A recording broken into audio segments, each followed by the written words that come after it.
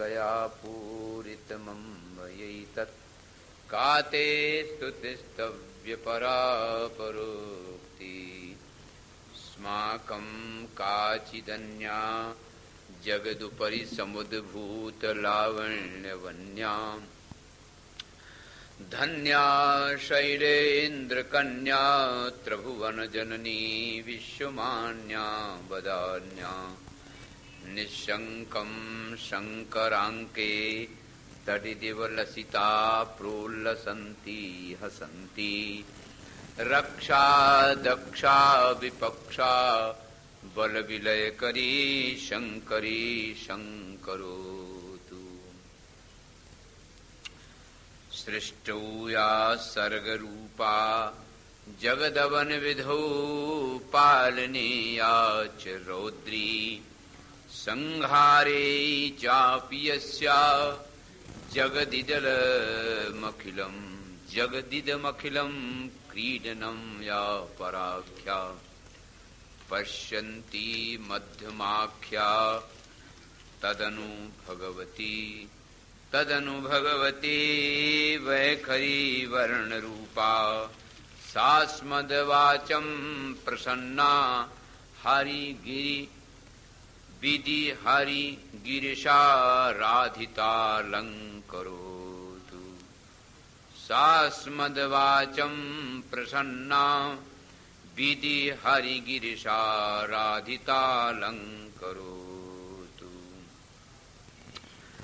जनक सुता जग जननी जानकी जनक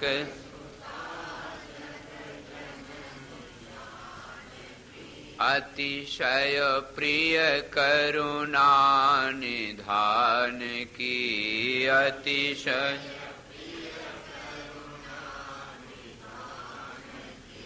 ताके जुग पद कमल मनावूं ताके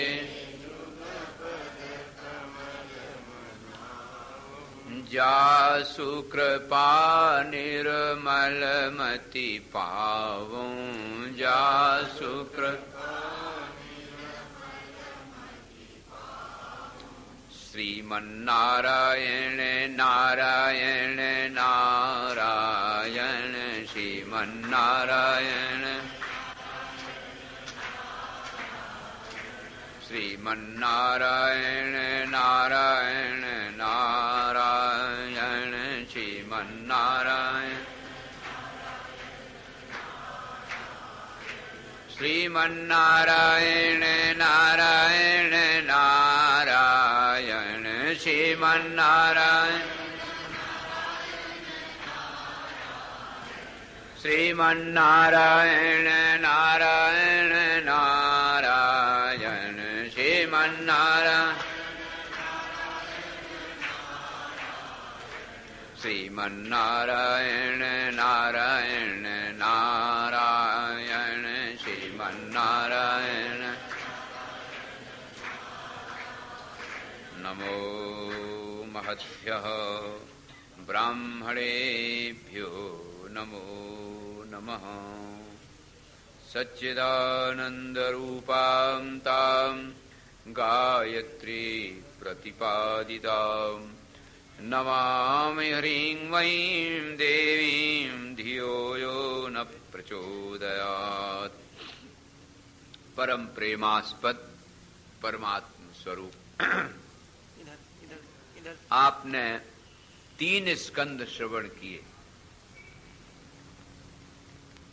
तीसरे स्कंद में आपने ये सुना कि मानसिक वृत्तियां हमारी किस प्रकार से बदलती रहती। जैसा कि निवेदन किया गया था कि पुराणों में या काव्यों में जो ऋषि मुनि महात्मा कथानक लिखते हैं उनमें जो पात्र हैं वो सब मानसिक वृत्तियां हैं। अपनी ही मानसिक वृत्तियां जैसे सत्य है, क्षमा है, करुणा है, उदारता है, ये सहज रहते हैं भीतर। ऐसे ही क्रोध, लोभ, मोह, राग, द्वेष भी सहज नहीं है, ये आगंतुक आते हैं। ये क्षमा आपके जीवन में सदा से है, लेकिन क्रोध आता है। इसका मतलब ये हुआ कि आने वाली चीज जा भी सकती है अगर आप कोशिश करें। आपके घर में आपके बिना चाहे कुत्ता आ जाए तो आप उसको भगा सकते हैं, लेकिन आपके घर में जो सहज रह रहा है ना, उसका भागना मुश्किल है। घर में छिपकली रहती, वो इंस्पेक्शन करती रहती पूरे घर का, कौन आया कौन गया। तो ये भी बात आपके ध्यान में आनी चाहिए। अगर ये बात आ जाए तो आपको बड़ा लाभ हो कि क्षमा, करुणा, उदारता, ये जो दैवी गुण हैं, ये तो सहज रहते ही हैं हमारे भीतर। उनके ऊपर ढक्कन पड़ जाए वो बात दूसरी, लेकिन ये रहते हैं। और विकार आते हैं, आसुरी वृत्तियां आती हैं। तो आसुरी वृत्तियां जब आती हैं तब उनको तुम निवृत्त कर सकते हो अपने सहज गुणों के द्वारा। आप देखो, ये चतुर्थ स्कंद प्रारंभ करते हैं। चतुर्थ स्कंद में भगवान श्री कृष्ण की कथा है और देवासुर संग्राम भी है। हमारी एक धारणा सी हो गई है कि संसार में कहीं भी युद्ध होगा वो तो हम देख लेंगे। वहां कहां कुवैत में हुआ था, कहां हमको तो उतना मालूम नहीं रहता, और आसाम में तो पंजाब में, जहां कहीं दुनिया में लड़ाई होगी ना, वो आप जरूर जान जाएंगे। अखबार पढ़ते हैं, रेडियो, टीवी, लेकिन आपके भीतर भी एक लड़ाई चल रही है, उसको नहीं देख पाते। जो आपके भीतर लड़ाई चल रही है, जैसे आपने सुना कि एक तरफ सत्य है, क्षमा है, करुणा है, उदारता है, ये दैवी गुण हैं, और आए जाते हैं आसुरी भाव, क्रोध आ गया, लोभ आ गया, मोह आ गया, ये आ गए। अब देखो, आने वालों में और सहज वालों में कैसा विलक्षण बैर हो जाता। कभी देखा झांक के? जब आपकी इच्छा पूर्ति ना हो, इच्छा पूर्ति का नाम लोभ है और इच्छा की आपूर्ति का नाम क्रोध है, ये याद रखना। बोलो, इच्छा की पूर्ति का नाम लोभ है, इच्छा की आपूर्ति का नाम क्रोध है। अच्छा, अब जब तुम्हारी इच्छा पूरी न हो और गुस्सा आवे तो उस समय ये बात याद रखना कि क्या बताया गया। लड़ाई देखो, एक तरफ तो इच्छा की पूर्ति नहीं हुई तो गुस्सा आई, क्रोध। अच्छा, हमने जो कहा उसको किया ही नहीं, इतनी देर हो गई। और एक तरफ ये विवेक भी आएगा कि अरे भाई, इच्छा की पूर्ति तो आज तक किसी की हुई नहीं, आवश्यकता की पूर्ति होती है, तो हमारी इच्छा की पूर्ति कैसे हो जाए। ये देखो, विवेक जग गया। अब दोनों में लड़ाई है। अगर क्रोध जीत गया तो मार पिटाई कर बैठो, कहो बोलना ही बंद कर दो। और अगर क्षमा जीत गई, विवेक जीत गया, तो समझ जाओगे इसमें क्या बड़ी बात है। सूत्र निकाल लिया। बोलो, इच्छा की पूर्ति कभी नहीं होती, आवश्यकता की पूर्ति कभी नहीं रुकती। अब देखो, ध्यान देना, हम इसलिए दोहरवा लेते हैं, आप लोग बंबई नरेश है ना। आवश्यकता की पूर्ति रुक ही नहीं सकती। आवश्यकता वायु की है, अपने आप वायु आपको मिल रही है, कोई चंदा चिट्ठा नहीं। प्रकाश की है, सूर्य भगवान अपने आप प्रकाश को दे रहे हैं। अन्न मिल रहा, जल मिल रहा, वायु, आकाश, सब कुछ आपको आवश्यक मिल रहा। लेकिन कभी कभी हमारी आवश्यकता ही इच्छाओं का रूप धारण कर लेती, तब नहीं आ पाती। तो इस बात को आप ध्यान देकर के समझें कि बाहर के संग्राम पर जितनी दिलचस्पी लगाते हो, देखो अब क्या हुआ, कहां बम फटा और कौन सेना पीछे हुई, कौन आगे गई। ऐसे नारायण अपने भीतर वाली सेनाओं का भी निरीक्षण करना चाहिए। इसका नाम है आत्मनिरीक्षण। आपने अपने जीवन में अगर ये झांक के देख लिया, आत्मनिरीक्षण कर लिया कि अरे भाई देखो क्रोध जीत रहा है। हमें एक ऑफिसर थे, उन्होंने कहा कि महाराज मैंने आज कथा सुनी और जैसे गया ऑफिस में तो 100 की नोट की गड्डी सामने आ गई। अब मैंने सोचा कि ऐसे हाथ बढ़ाया तो लोभ बढ़ा कि चलो ले लें, कुछ ऊपर वालों को मिल जाएगा, कुछ नीचे वालों को, और घर वाली भी जरा खुश हो जाएगी। नोट वोट देख करके, बढ़िया सामग्री देख के देवी बहुत खुश हो जाती, और खाले हाथ पहुंच जाओ ठन ठन गोपाल तो कोई न पूछे। तो ये सब विचार करके हाथ बढ़ाया और फिर मन में आया कि आज ही बताया था कि तो लक्ष्मण मेघनाद का युद्ध है, विवेक और कामना का युद्ध है। इसमें अगर हम विजयी न हुए तो हमारा मनुष्य का जीवन ही व्यर्थ जाएगा। इसलिए तुरंत हाथ वापस आ गया। हमने सोचा नहीं नहीं भाई ऐसा तो नहीं करना चाहिए। अब देखो जीत गया ना, यहां विवेक जीत गया। फिर मन में सोचा कि ये सब नाराज हो जाएंगे, क्यों आई हुई संपत्ति और वापस कर रहे, तो फिर देखो जीत गया लोग। ऐसे बहुत देर तक लक्ष्मण मेघनाद युद्ध चलता रहा। विवेक जीते कभी लोभ जीते। हमारा एक बड़ा बाबू आया, उसने गड्डी उठा के जेब में डाल ली, बोले ठीक है तुम्हारा काम हो जाएगा, परसों आ जाना। मेरे मन में बड़ा लगा कि कुछ कुछ मन तो हमारो था ही, नहीं तो रोक न देते उस समय कि नहीं नहीं भाई काम तो उसका होना ही है। ये है तो कई बातें तो हमारी पुराण में ऐसी होती हैं जो हमें रोज प्रैक्टिकल में करना चाहिए। तो सुन लिया बहुत, देवासुर संग्राम हुआ, असुर आए और देवता आए, दोनों में लड़ाई हुई। लेकिन जरा अपने भी तो भीतर झांक के देखो कि कौन सी जीत हो रही है, कौन सी हार हो रही है। तो हम आपसे यही आशा करेंगे, और तभी वस्तुतः लाभ भी होता है भाई पुराण श्रवण का। आत्मनिरीक्षण बहुत बड़ी चीज है। तुरंत जब कभी भी क्रोध आवे, कामना आवे, लोभ आए, तो तुरंत दूसरा पक्ष भी देखो कि ये तो आया है, और क्षमा तो हमारा सहज रूप है, विवेक हमारा सहज रूप है। ये आई हुई चीज तो बाहरी होती है, उसको हम तुरंत भगा देंगे। एक बात। दूसरी, आप कई बार सुन चुके कि दोषों में संगठन होता है और बड़ी जल्दी आ जाते हैं, संगठन होता है, और गुण बड़े मुश्किल में आते हैं, इनमें संगठन भी नहीं होता। और गुण श्रद्धा से, प्रेम से, सत्संग से आते हैं। और असुरों की संपत्ति जरा बड़ी होती है, असुर लोग ज्यादा बली होते हैं।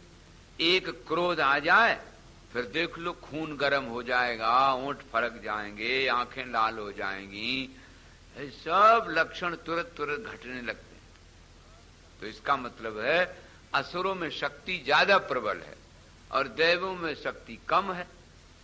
अच्छा, दैवी गुण वाले व्यक्ति जब परास्त होते हैं तो भगवान की शरण जाते हैं, और आसुरी बल वाले होते हैं तो शुक्राचार्य जी की शरण में जाते हैं। शुक्र माने बल पराक्रम, अपनी ताकत बढ़ाते हैं, अपनी सेना बढ़ाएं, अपने वोट बढ़ाएं, अपना बल बढ़ाएं, ये प्रयत्न करते हैं। तो इन दोनों में बहुत अंतर है। अब आइए, चतुर्थ स्कंद में यही बात बताई गई है। आपको अपने जीवन में आत्मनिरीक्षण का एक अवसर दिया गया। पहले स्कंद में किस प्रकार से मिले हुए साथी सामान से व्यक्ति मिलने पर भी दुखी होता है और छुटने पर भी दुखी होता, ये बात बताई। दूसरे स्कंद में ये बताई कि परिस्थितियां बहुत प्रकार से आती हैं, उनको मत टालो, मनस्थिति संभालो, सृष्टि मत बदलो, दृष्टि बदल लो। देखो जीने की कला कितनी सुंदर पुराण सिखा रहा है। तीसरे स्कंद में अभी आपने कई कथाओं के माध्यम से सुना कि जो मन संसार में लगा हुआ है, नाशवान को सुंदर समझ रहा है, उस मन को, उस वृत्ति को भगवान को सुंदर समझना चाहिए। भगवती की आराधना से सब कार्य बन जाते हैं, व्यवहार कार्य भी बन जाए और परमार्थ भी बन जाए। ये आपने कई उदाहरण से सुना। भगवान राम ने उपासना की, सत्यव्रत ने की, मूर्ख था बिल्कुल सत्यव्रत, और देखो विद्वान शास्त्र का ज्ञाता बन गया। तो हमें अपने मन को जो नाशवान में साथी और सामान के पाने बचाने में लगा हुआ है, नाशवान को सुंदर समझ रहा है, उसको जरा हम हटा के भगवान में लगावें तो हमारी मनोवृत्ति अच्छी हो जाएगी। गुणों के वर्णन में भी आपने सुना कि अधिक से अधिक हम सत्य गुण में निवास करें। अब ये चतुर्थ स्कंद में ये बात बताई गई कि भगवान का अवतार क्यों और कैसे होता है। तो प्रश्न किया महाराज जन्मेजय ने, वासवे मुनिश्रेष्ठ सर्वज्ञान निधे नघ प्रष्टुमिच्छाम्य हम स्वामिन् अस्माकं कुलवर्धन। हमने ये सुना है कि भगवान स्वयं नारायण परब्रह्म परमात्मा मनुष्य के अवतार में आए, मथुरा में जन्म लिया और गोकुल में फिर वो पाले पोसे गए, वृंदावन में लीला कीन्ही और फिर मथुरा में गए और फिर द्वारकापुरी में रहे। ये सब कथा हमें सुनाओ, ये क्यों आए यहाँ धराधाम पर। और हमने ये भी सुना कि ये जो वसुदेव जी हैं ये स्वयं देवलोक से ही आए हैं। और हमने सुना कि बलदाऊ जी दूसरे गर्भ में थे और दूसरे गर्भ में चले गए। जेल में भगवान कृष्ण को आने की क्या बात थी। और श्री कृष्ण हमने सुना गांधारी की शाप से अपने वंश को नष्ट भी कर चुके। संदेहोयम महाब्रह्मन् निसंदेहम कुरु प्रभो यत्पत्न्यो वासुदेवस्य दशभिर्लुठितो लुठिता हरिता। हमने ये सुना कि भगवान की जो देवियां हैं वो जब भगवान चले गए धाम को तो अर्जुन की रक्षा नहीं कर पाए। अर्जुन बड़े वीर हैं और पांडव बेचारे जो भगवान के रात दिन साथ में रहने वाले हैं वो बड़े दुखी हुए। तो इस सबसे हमको ऐसा लगता है कि भगवान का भजन, भगवान जब इतने दुखी हैं, जेल में पैदा हुए, माई बाप जेल में पड़े रहे और सारा वंश नष्ट हो गया और उनके भजन करने वाले जो नारायण पांडव रहे वो भी बेचारे जीवन भर दुखी रहे। तो मुझे ये संदेह हुआ तो फिर कोई भजन क्यों करेगा। ऐसे हमें तमाम संदेह हैं, सो हमें निवृत्त करो। सा कथम दुख मतुलम प्राप घोरम पुनः पुनः दुशासनेन सा केशे गृहीता पीड़िता भृशम रजस्वला सभायां तो नीता भीतैकवाससा विराट नगरे दासी जाता मत्स्य सा पुनः। वो बेचारी अग्नि से पैदा होने वाली द्रौपदी और सभा में लाई गई और बोले बताते हैं कि भगवान के बड़े भक्त हैं। तो हमें तो ये सबसे बड़ा संदेह हो रहा है। जन्मेजय जी महाराज के पूछने से व्यास जी बड़े प्रसन्न होते हैं, वो बहुत प्रसन्न हुए। श्रीमद् भागवत का वर्णन सुखदेव जी ने किया और नारायण देवी भागवत का वर्णन सुखदेव जी के पिताजी व्यास ने किया। व्यस्यति वेदान इति व्यासः, जिन्होंने वेदों के विभाग किए, पुराणों की रचना की, वो व्यास भगवान बोलते हैं प्रसन्न हो गए। बोले राजन तुम्हारे पिताजी भी ऐसे ही कथा के श्रवण में बहुत रुचि रखते थे और तुम्हारी भी कथा के श्रवण में नारायण बहुत रुचि है। भगवान की कथा ही पूछनी चाहिए। कोई संत महात्मा मिले तो दुनियादारू की बात को ज्यादा महत्व नहीं देना चाहिए। तुमने भगवान की कथा सुनी, बड़ी पावन कथा है, सो हम ये तुम्हारे प्रति वर्णन करेंगे और उससे हमको भी लाभ होगा।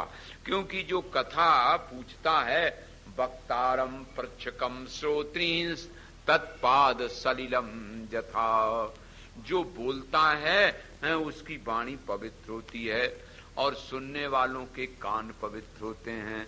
और जो प्रेरणा देता है कि चलो वहां कथा हो रही है, नारायण वहां चलो कथा सुनो चले, तो उसको तो दुगना पुण्य प्राप्त होता है। इसलिए कथा वालों को प्रेरणा देनी चाहिए, चींटी की तरह। चींटी कोई आप जानते हैं, अगर कहीं शक्कर का कण मिल जावे ना तो चींटी कभी अकेले नहीं खाती, तुरंत वापस जाती है और वापस जाके जो उसकी बिरादरी मिलती जाती है ना, मुंह में मुंह जोड़ के कैसा फोन करती चली जाती, चलो वहां कथा हो रही, चलो वहां कथा हो रही। तो ये जो पीपील का चींटी है वो उस मधुरता को बहुत लोगों के साथ खाना चाहती है। ऐसे जो सत्संगी प्रेमी आप लोगों जैसे हैं वो एक दूसरे को प्रेरणा देते हैं। व्यास जी कहते हैं प्रेरणा देने वाले को तो दूसरा दो पुण्य हो जाते हैं, दुगना पुण्य हो जाता। तो इसलिए आपने जो ये प्रश्न किया है बड़ा सुंदर है। देखो भाई, प्रारंभ करते अनादि निधना जीवा कर्म बीज समुद्भवा नाना योनिषु जायन्ते म्रियन्ते च पुनः पुनः। ये जो जीव है ना, तो जीवो लिखो और उलट के बोलोगे तो क्या होगा, बीज। तो ये अविद्या काम कर्म का बीज है। जब शरीर छूटने लगता है तो उस समय गणित मिलाया जाता है। एक तो ये कि इसने क्या क्या कर्म किए हैं जीवन में, और एक मरते समय इसकी वासना क्या रही है, ये गणित मिलाया जाता है। और तीसरा ये है कि अब ये क्या चाहता है। ऐसे तीन गणित मिलाए जाते हैं। तो व्यास जी ने कहा कि संसार में जो प्राणी आया है, खास तौर से मनुष्य, वो ये बात समझ सकता है कि कर्म क्या वस्तु है। आप लोग जरा इस पर ध्यान दें थोड़ा। कर्म की बड़ी गहन गति है। अभी आप मनुष्य लोक में हैं, केवल मनुष्य लोक में, ये धरती में ही छूट है कि आप अपने पुण्यों को अर्जित कर सकते हैं और पाप को भी अर्जित कर सकते हैं। तो नारायण जो कर्म आपने किए हैं उनके तीन हिस्से हो जाते हैं। जब शरीर निर्माण करना होता है ब्रह्मा जी को, मान लो तुम्हारे 5 किलो पाप और 5 किलो पुण्य है, और वासना भगवान के भजन की रही अथवा अच्छे कर्म करने की रही, तो मनुष्य का शरीर मिल गया। तो मनुष्य के शरीर में मान लो 2 किलो खर्च हो गए, पुण्य पाप दोनों मिलकर ही होते हैं, पाप भी साथ रहता है, शुभ और अशुभ। अब 2 किलो जो खर्च हो गए शरीर के आरंभ में, उसका नाम तो है आरब्ध या प्रारब्ध, उसी को बोलते हैं। तो वो जब तक शरीर रहेगा तब तक उसका जाति आयु भोग का बजट रहेगा।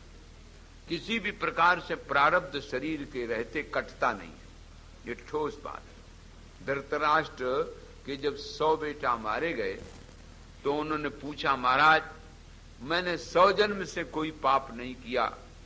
वासुदेव जी हंसने लगे, बोले 101वें जन्म की बात सुनो। तुमने 100 पक्षियों के मार के तेल निकाला था शरीर में लगाने के लिए, वही 100 पक्षी तुम्हारे बेटा बने आए। तो बोले 100 जन्म तक? बोले हाँ, 100 जन्म तक तुम बराबर पुण्य करते रहे, उनको अवसर ही नहीं मिला उस अशुभ कर्म को आने का। अब की बार तुम आए तो 5 ऐसे जघन्य अपराध किए कि वो पाप को दांव मिल गया। नारी का, वृद्ध और शिशु और ब्राह्मण और गाय, 5 का अपराध अगर करे तो 100 जन्म के पुण्य दब जाते हैं और पाप बढ़ जाते हैं। तो तुमने ये 5 किए। तो कहने का अर्थ है 100 जन्म तक भैया ये अपने कृतकर्म नष्ट नहीं होते। आप लोग कहते हैं वो तो कमरा बंद था चारों तरफ से और वहां कोई था नहीं, हमने चीज चुरा ली, अपना हमने गलत काम कर लिया, कौन किसी ने देखा। अजी नारायण, जिसको तुम समझ रहे हो नहीं देखा वो तो यहीं रह जाएगा, वो गवाही थोड़ी देने जाएगा। पृथ्वी, जल, तेज, वायु, आकाश, इनके देवता तो वहीं बैठे हैं जो गवाही देंगे, और तुम्हारे कंधे पर विराजमान हैं चित्रगुप्त जी महाराज, वो सब अपना वही दस्ता तैयार किए रहते हैं, गवाही तो उनकी ली जाएगी ना। तो कौन सी ऐसी जगह है जहां तुम्हारे कंधे पर बैठे हुए लेखनी से ना लिखते हो? तो कहते हैं ये जो 2 किलो खर्च हो गया उसका नाम हो गया प्रारब्ध, और जो बच गया 3 किलो उसका नाम हुआ संचित। संचित अनंत होता है। जैसे आप लोग पासबुक बनवाते हैं, उसी में रुपया डालते रहते हैं, निकालते रहते हैं, डालते रहते हैं, वो बहुत पहले का रहता है, वो संचित है।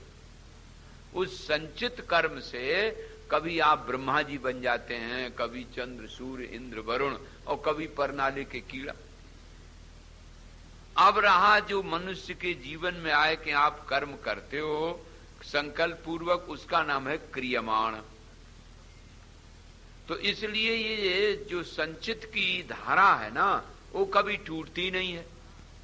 अनादि निधना जीवा कर्म बीज समुद्भवा नाना योनिषु जायन्ते म्रियन्ते च पुनः पुनः। उसी संचित कर्म बीज के फल से बार बार पैदा होता है और बार बार पैदा मरता रहता है। कर्मणा रहितो देह संयोगो न कदाचन शुभाशुभ शुभैस्तथा मिश्रै कर्मभिर्वेष्टितं त्विदं विविधानि हितान्याहुर बुधास्तत्त्वविदश्च ये। तत्व को जानने वाले महात्मा लोग कर्म को ही इसमें कारण मानते हैं। तो जैसा अभी आपने सुना, ये जो प्रारब्ध मिल चुका उसका भोग शरीर यावत, संचित जो बचा उससे आगे का बजट, कर्माण क्रियमाण जो कर रहे वो आगे का फल। तो प्राय आपने देखा होगा जो भगवान का भजन करने वाले हैं, पुजारी हैं, तो उनको कई लोग नास्तिक हो जाते हैं। ऐसे बोले अरे रात दिन भगवान की पूजा कर रहा है और बेचारा दुखी है, इसको इस प्रकार का कष्ट, इसको इस प्रकार का कष्ट है। और जो डकैती डाल रहे हैं, जो अनाचार दुराचार कर रहे हैं, वो बड़े सुखी हैं, तो फिर काहे को भगवान का भजन करें? ऐसे लोग पूछ देते। तो जरा विचार करो, थोड़ा जल्दीबाजी में आलोचना नहीं बीनने चाहिए। इसका अर्थ यह है कि जो कर्म तुमने किया है उसका फल कौन किस हिसाब से मिलता है, ये भी तो सोचना चाहिए। आलू बोए दोगे तो 2 ही महीना में आप ले आओ, सब्जी बना लो, और गेहूं 4 महीना लगता है, और पपीता और आम बहुत दिन लग जाते हैं। तो कौन से कर्म का फल कितने दिन बाद मिलेगा, ये भी तो हिसाब लगाया जाता है। और पहले का बजट जब पूरा हो जाता है तब अब का काम आता है। तो कर्म आपने जो इस समय वर्तमान में पूजा पाठ कर रहे, ये तो देख रहे हो, अब पिछला बजट तो तुम्हें दिखाई देता नहीं है। इसलिए क्रम से ही न बजट लगाया जाएगा। आज का किया हुआ कर्म आज ही थोड़ी फल दे देगा। आप लोग शायद कोई डॉक्टर बैठा हो तो मेडिकली एक नियम है कि आज आपने जो भोजन किया है ना, आज ही नहीं रजबीर बन जाएगा, 32 दिन लगता है, एक चक्र है। आज जो आपने भोजन किया उसका रस बनेगा, फिर रक्त बनेगा, मांस, मेदा, मज्जा, अस्थि, तब रजबीर बनेगा जाके। अब इतना दिन आज की सर्किल का लग गया, कल का परसों का, ऐसा सर्किल बनता है। तो किसी कर्म का फल तुरंत मिल जाता है, किसी कर्म का फल विलंब में समय के अनुसार लगता है। आज तो आप पूजा पत्री पाठ करते हुए दिखाई दे रहे हो, लेकिन पिछला भी कुछ मालूम है, ये बात ध्यान में रखना चाहिए। लेकिन नारायण मेरे, बिना कर्म के फल के अनुसार भगवान कभी बेईमानी नहीं करते। तब आप एक बात और पूछ सकते हैं, पूछी तो नहीं तो हम ही प्रश्न करे दे रहे हैं। आप लोग इतने श्रद्धालु हैं, इतनी प्रेमी हैं कि आपको देख करके हमारे मन में आता है कि कोई बात आपकी छूट न जाए। तो आप कहेंगे कि जब कोई कर्म का ही फल मिलता है तो भगवान का कौन एहसान कि मनुष्य का जीवन दे दिया। जब हमारे किए हुए बजट को ने देख के हमें जन्म देना है तो हमारा कर्म था तो हमें मनुष्य बना दिया। तो कब हूं कर करुणा नर देही, और देता ईश बिनो हेतु सनेही। ये कैसे बात हुई? और यदि वो अपनी कृपा से मनुष्य का शरीर बनाए दें तो पक्षपाती हो गए, सबको क्यों नहीं बना देते? और यदि हमारे कर्म को देख के बनाते हैं तो एहसान कौन सा? ये प्रश्न हुआ कि नहीं हुआ भाई? बोलो। हो रहा है ना कि हम अपने से बता रहे हैं? हो रहा है।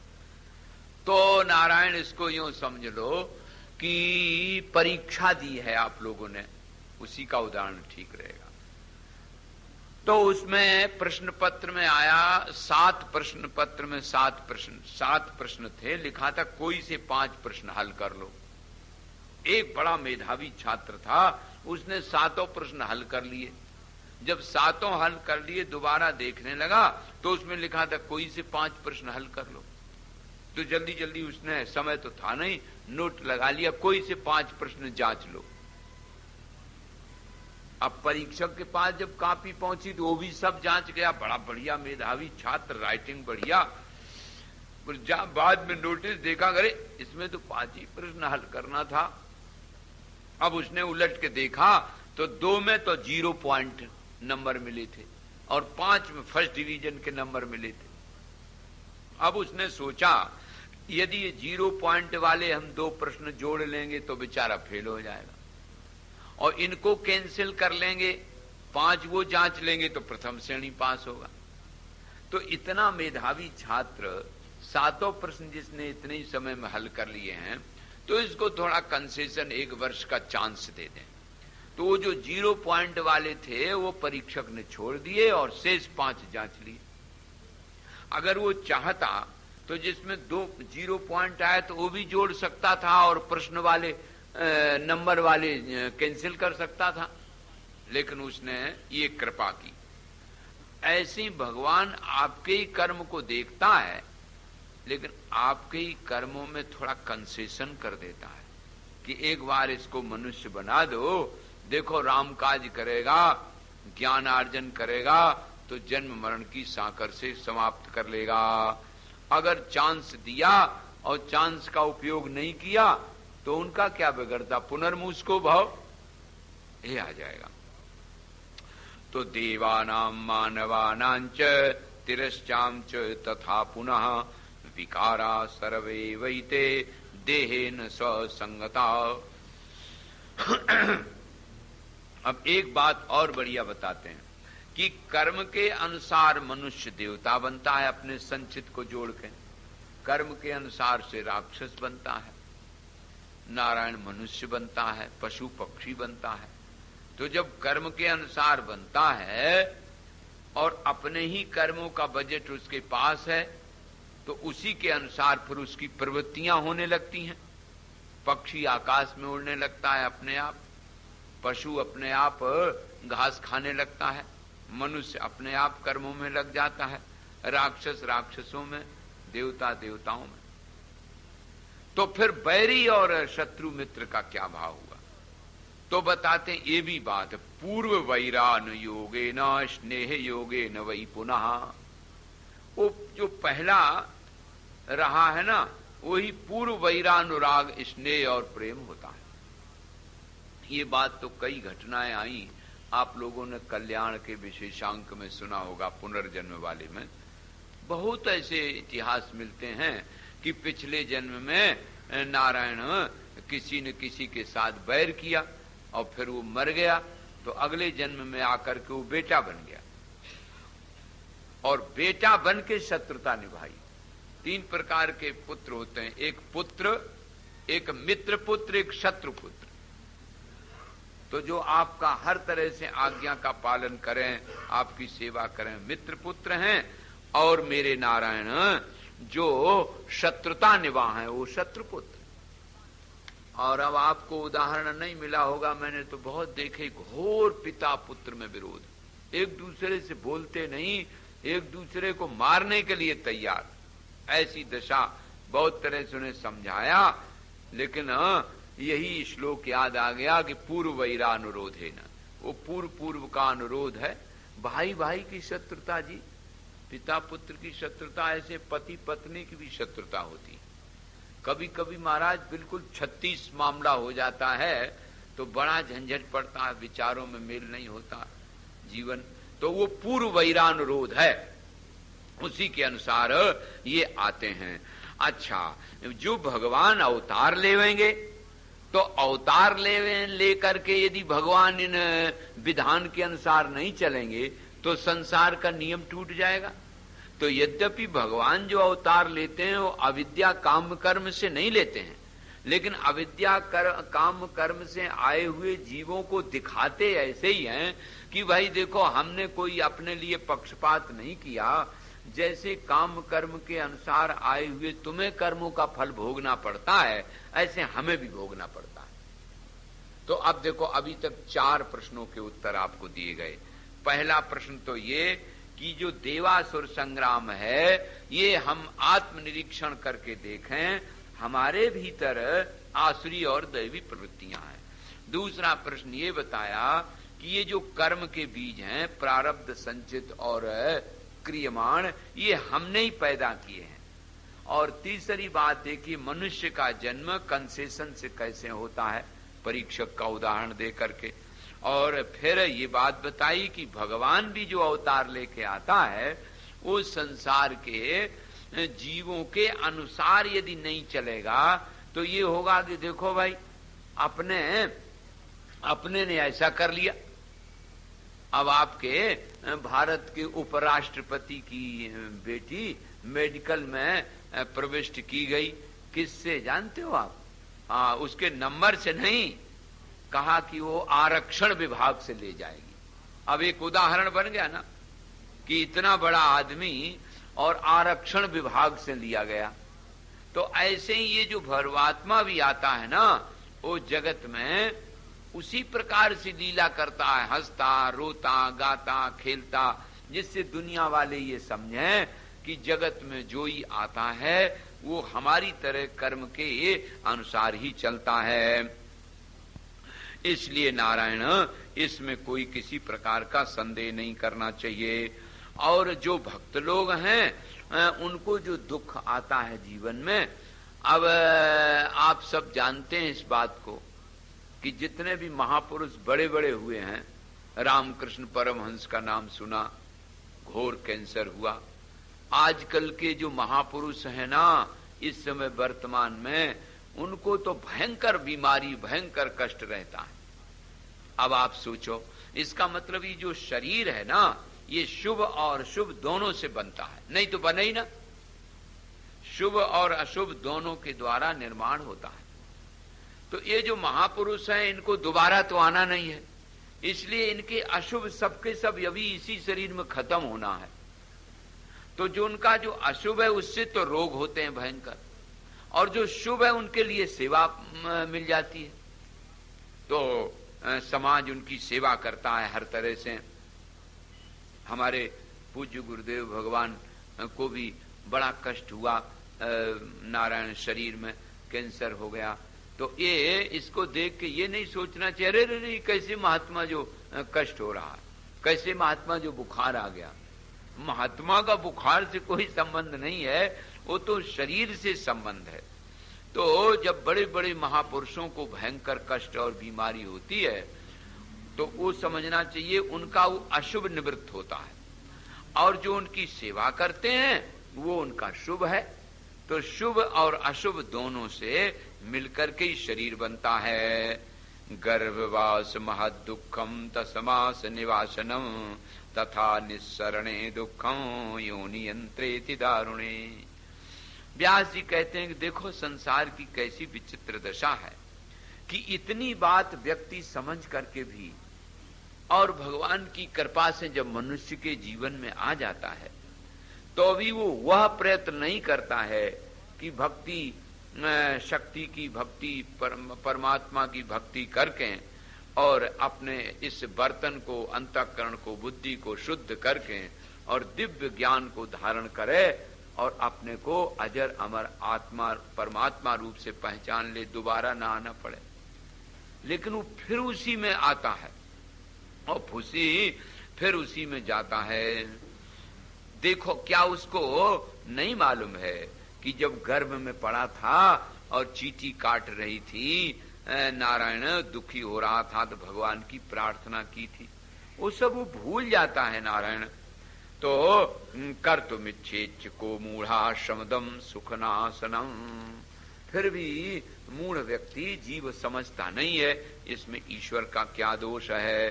तो सब ये अपने ही कर्मों का फल समझ के नारायण जब दुख आवे तो उसको छिपाए लेना चाहिए और सुख आवे तो उसको बांट लेना चाहिए। याद रखना, दुख यदि आएगा तो तुम्हारे अशुभ कर्मों से आया तो उसको छिपाए लो, अपने ही भोग लो कि भाई वो तो हमें अपने कर्मानुसार मिला है, हम भोग लें, दूसरे को नहीं बताना चाहिए, वो भी दुखी हो जाएगा। आप जानते दुख दीन है दुख होत है और सुख दीन है सुख होए, तो किसी को दुख नहीं बताना चाहिए क्योंकि अपने ही दुष्कृत का फल है। इसलिए जो दुख है या आपत्ति है ये ज्यादा अच्छा है क्योंकि अशुभ को काटता है नारायण। इतना बड़ा लाभ हुआ ना, अशुभ को काटता है, पुरुषार्थ बढ़ाता है, अहंकार हटाता है और भगवान की याद दिलाता है, भगवान की याद दिलाता है। अब वो बताने लगे कि देखो अब हम आपको कथा सुना दें, आपने जो प्रश्न किए हैं। एक समय नारायण कश्यप जी ने वरुण जी की गाय ले ली। ये छीना जब्ती पहले भी हुआ करती थी, हाँ ये बात नहीं कि अभी होए।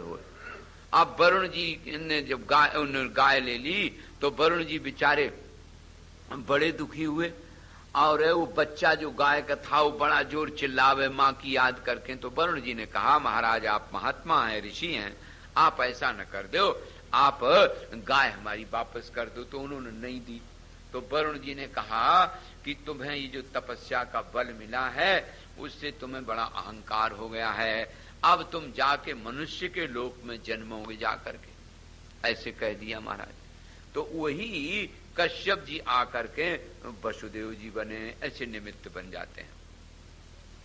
और इधर आपको मालूम ही है कि जब इंद्र जैसा प्रतापी बालक अदिति को मिल गया तो उन्हीं कश्यप जी की दूसरी पत्नी दिति ने भी प्रार्थना की, तो उनको भी व्रत बता दिया कि तुम इस व्रत का आचरण करो, तुम्हें भी ऐसा पुत्र मिल जाएगा।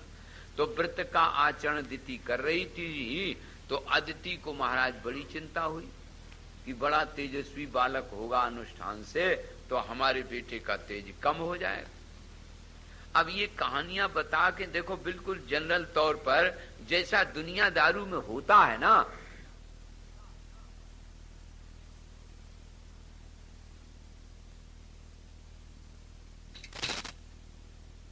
दिखाई दिए गए। जब अदिति को ये चिंता हुई और इंद्र से कहा कि बेटा प्रयत्न करो, तो एक दिन दिति मैया अनुष्ठान में दिन में ही सोए गई, नींद आ गई उल्टा, माने जिधर की ओर तकिया होता है ना सिरहाना उधर की ओर पैर नहीं करना चाहिए व्रत में, और दिन में सोना भी नहीं चाहिए। तो कुछ फलाहार ग्रहण किया, नींद इतनी आई कि कुल्ला भी नहीं किया, मुंह नहीं धोया और नींद आ गई, सो गई। उसी समय में इंद्र घुस गए भीतर पेट में और उस गर्भ के 7 टुकड़े कर दिए। अब वो जब चिल्लाने लगे तो उनके भी 7 कर दिए, तो 49 मरुदगण पैदा हुए। तो उनको देख करके दिति ने कहा, इंद्र प्रकट हो गए, बोले माँ मैंने ये किया है। तो कहा बेटा तुम तो जाओ और ये भी ले जाओ, ये मरुदगण कहलाएंगे, तुम्हारे वंश में चले जाएंगे। लेकिन अदिति ने सौतिया डाह से जो ये किया है उसको अब मनुष्य के लोक में जाना पड़ेगा। और जैसे हम अपने बेटे से दुखी हुई ऐसे उनके भी 6 बेटे मारे जाएंगे, पैदा होंगे तो ऐसे तुरंत मारे जाएंगे जैसे हमारे बेटे मारे गए, ये शाप दे दिया। तो वही जो नारायण अदिति है वो जाकर देवकी बनी आके। ये देखो कहां के कहां कैसे हो जाते हैं। तो कश्यप जी बने आकर के वसुदेव, अदिति बनी आए के देवकी नारायण। और बोले वर्णन करते हैं कि देखो कभी कभी भगवान को भी लीला करनी पड़ती है, आप सब जानते ही हैं नारायण। जरासंध के यहाँ ब्राह्मण बन करके अर्जुन और भीम को लेकर के गए थे जरासंध को मारने के लिए, और बलि के यहाँ देखो बामन बन के गए थे ठगने के लिए, और वृंदा के सतीत्व को नष्ट किया था, आगे कथा आएगी भी। तो इनको भी कभी कभी छल करना पड़ता है। ऐसे जब देव दानवों में बड़ा घोर युद्ध हुआ और नारायण दैत्य लोग जीतते चले जा रहे थे, क्योंकि शुक्राचार्य जी की देवी का बड़ा भारी व्रत तप चल रहा था, तो उसको जब मार दिया तो शुक्राचार्य जी ने शाप दिया कि जाओ तुम्हें भी नारी के विरह में दुखी होना पड़ेगा और तुम्हें भी मनुष्य लोक में जाना पड़ेगा, और इसलिए उनको मनुष्य लोक में आना पड़ा और दुखी होना पड़ा। और जब महाभारत समाप्त हो गया तो गांधारी को मिलने के लिए भगवान गए, तो गांधारी ने शाप दे दिया कि तुमने जैसे मेरे वंश को नाश कर दिया ऐसे तुम्हारा भी वंश नष्ट हो जाए। तो एक बात आपको फिर निवेदन कर दें कि पुराणों में जब कोई बात प्रश्न उठता है तो एक समाधान इनका आ जाता है शाप का, कि अमुक ने शाप के कारण ऐसा हो गया, शाप के कारण ऐसा हो गया। और मैंने बताया कि कभी भी महात्मा लोग, ऋषि मुनि महात्मा शाप नहीं देते हैं, बल्कि सूचना देते हैं कि अब आपने जो समय शक्ति संपत्ति का सदुपयोग किया है तो शुभ होगा, तो वरदान हो गया, और दुरुपयोग किया है तो नारायण शाप हो गया। तो ये शाप पुराणों में कारण माना जाता है और भविष्य के दर्शन के लिए स्वप्न का वर्णन आ जाता है। ऐसे कई प्रकार के शापों से मिल करके ये नारायण अवतार का वर्णन किया है। अब एक बड़ी बढ़िया बात कहते हैं कि देखो भाई, संसार की ऐसी विचित्र गति है। दो बातें, एक तो अहंकार व्यक्ति को बहुत बाधित करता है, और एक अपनी सत्ता बनाए रहे। तो इंद्र शब्द जो वेद में आया है वहां तो परमात्मा के अर्थ में आया है। इंद्र शब्द परमात्मा, वायु, प्राण, इन तमाम अर्थों में इंद्र शब्द का प्रयोग। लेकिन पुराणों में जो इंद्र शब्द आया है वो इति परमैश्वर्य उणादि से बनेगा, इंदति इति इंद्र, ऐसे बनता है व्याकरण से। माने जो अपनी सत्ता को मजबूत पकड़े रहे, गोंद की तरह चिपक जाए, उसमें हटने न देवे, उसको इंद्र बोलते हैं। ये इंद्र, इंद्रा वगैरह ये सब इसी से आते हैं। अर्थात तो अपनी सत्ता के लालच में न्याय अन्याय कुछ न देखे, जघन्य से जघन्य अपराध कर सके लेकिन कुर्सी न छूटे। संस्कृत में तो कुर्सी को कुरसिका बोलते हैं। हो कुरसिका, कुत्सित रसम करोति ति कुरसिका, छूट जाने पर भी दुखी और मिल जाने पर भी दुखी। तो कुर्सी के लालची का नाम इंद्र है।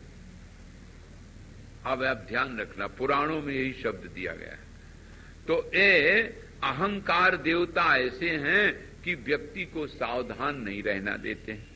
अहंकार की बड़ी विचित्र लीला है, और उस लीला में व्यक्ति जब आ जाता है तो वो बड़े बड़े नीचे गिर जाते हैं। महाराज देखो, आपने सुना कि नारद जी को एक बार अभिमान हो गया, हमने काम जीत लिया।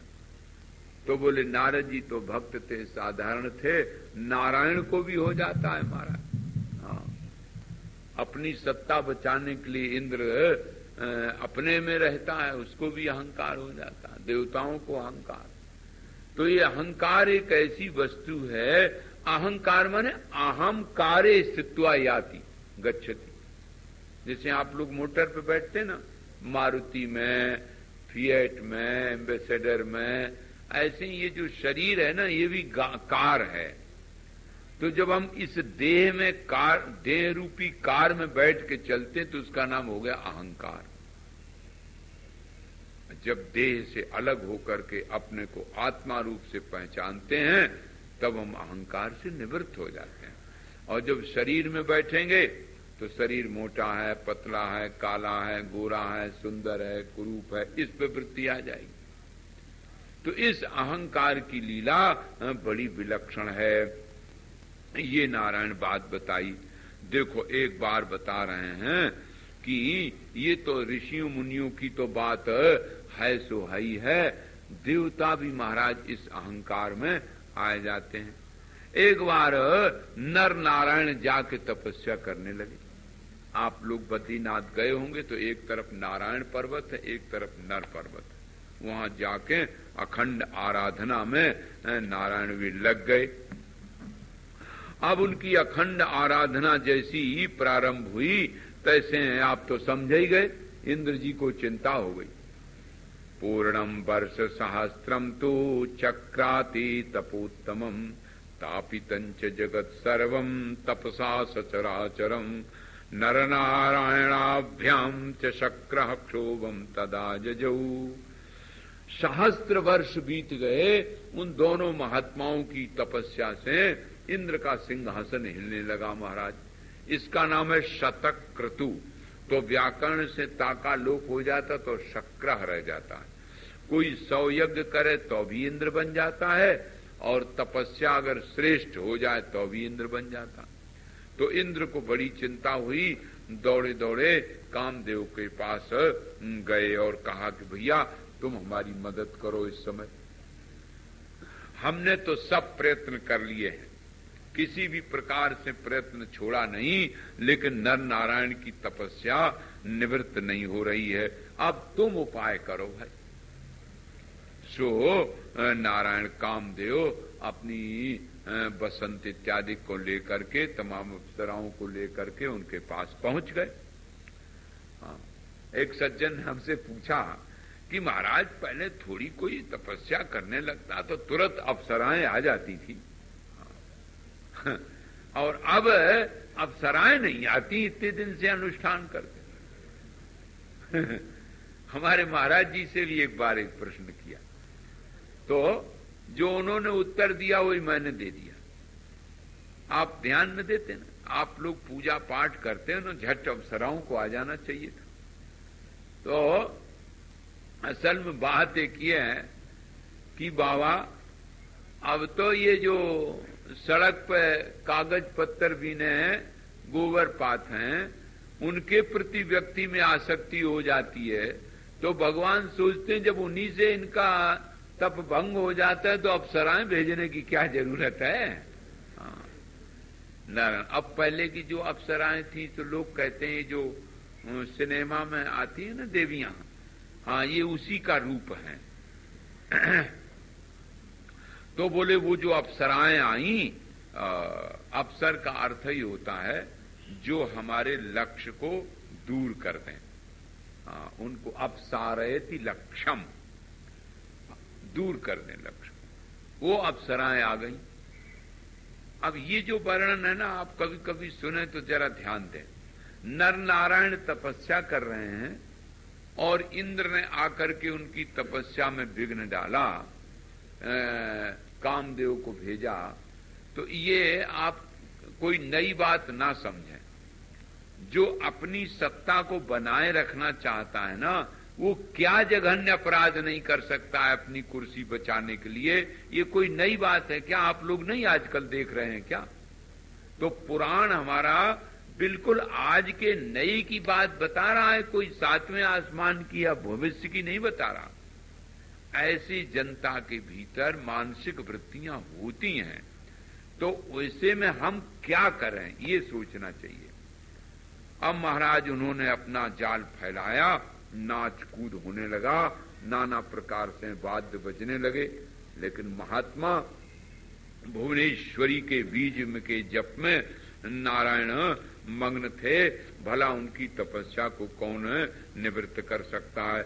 बहुत देर तक हर प्रकार से विघ्न पहुंचाया, और जब उनकी समाधि निवृत्त नहीं हुई तब तो महाराज जाके चरणों में गिर गई अप्सराएं, और उन्होंने कहा महाराज मैंने बड़ा अपराध किया और आपको किसी प्रकार से हमने नहीं ने डिगा पाया।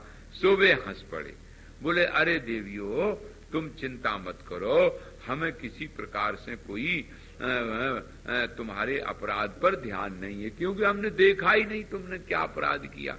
अच्छा, तुम लोग अपने को अगर सुंदरी समझ रही हो ना, तो उन्होंने ऐसे ताल ठोंका, जैसे पहलवान लोग ताल ठोंकते ना, तो उरू से एक दिव्य उर्वशी नाम की, क्योंकि उरू से पैदा हुई इसलिए उर्वशी नाम निकला। नारायण ओरु संभूता उर्वशी थी तथा शुभ। और वो महाराज दिव्य उर्वशी प्रकट हो गई, और फिर क्या देखा कि जितनी अप्सराएं आई थी स्वर्ग से, उतनी अप्सराएं उन्होंने चुटकी बजा के तैयार कर दी। बोले लो, तुमसे ज्यादा सुंदर तो ये हैं, अब अगर तुम चाहो तो तितनी ले जाओ यहां से, तुम्हें जितनी जरूरत हो, और उर्वशी को तो स्वर्ग में लिए जाओ, क्योंकि तुम लोगों में इतनी सुंदरता नहीं है। अब वो महाराज अपना रंग रूप देख करके बड़ी ग्लानि में भर गई कि हम तो समझती थी कि हम बड़ी सुंदरी हैं, मेरा तो कुछ भी नहीं है इनके सामने रूप रंग। और उनके चरणों में बार बार प्रणाम करके चली गई। अब देखो, जब वो अप्सराएं चली गई तो दो बातें, एक तो ये देखो कि लक्ष्य में यदि व्यक्ति लगा हुआ है, लक्ष्य की पूर्ति तक उसमें प्रयत्न परमात्मा के लिए है, तो लक्ष्य को फिर कोई डिगाए नहीं सकता। और दूसरी बात ये समझो कि महात्माओं में नारायण सब कुछ होता है। जो अपने अहंकार में आकर के सोचे कि मेरे पास बड़ी भारी सेना है, तो आप जानते हैं भरद्वाज जी महाराज ने पूरी की पूरी भरत जी की सेना की पहुनई कर दी थी, और वशिष्ठ जी ने महाराज ने, आपको मालूम है, विश्वामित्र जी की सारी सेना अकेली गाय से ही पूरी स्वागत कर दिया था। तो महात्माओं के पास सब कुछ रहता है, इसलिए उनके तपस्या में विघ्न नहीं डालना चाहिए। सो नारायण, अब तो वो सब गई, और इंद्र से जब कहा जा करके, और इंद्र ने उस उर्वशी अप्सरा को देखा, तो सब अप्सराओं में श्रेष्ठ उसको बना लिया। इधर नारायण वर्णन करते हैं कि वो तो अपनी तपस्या में लगे थे, और घूमते घामते कहीं कहीं प्रहलाद जी आ गए।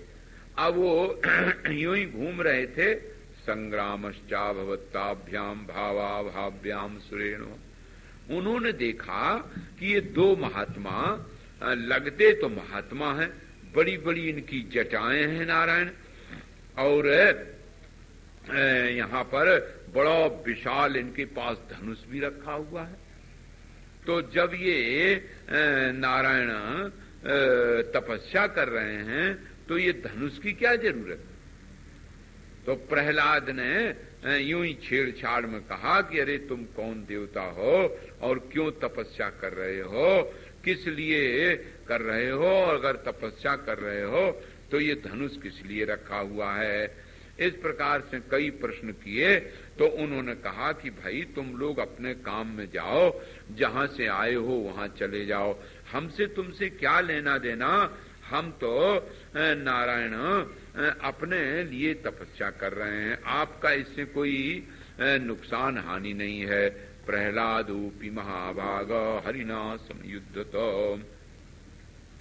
उन्होंने कहा कि नहीं नहीं, हमें बताइए, हम इसीलिए निकले हैं अपनी तपस्या करने को छोड़ करके, कि ये जो दुनिया में ऐसे ठग तुम्हें जैसे बैठते हैं, देखो कुंडल पहने और बड़ी बड़ी जटाएं धारण किए, और ये सब फिर तपस्या का इसमें क्या है। इसलिए इसमें दोनों में तो नारायण बड़ा विरोध मालूम पड़ता है।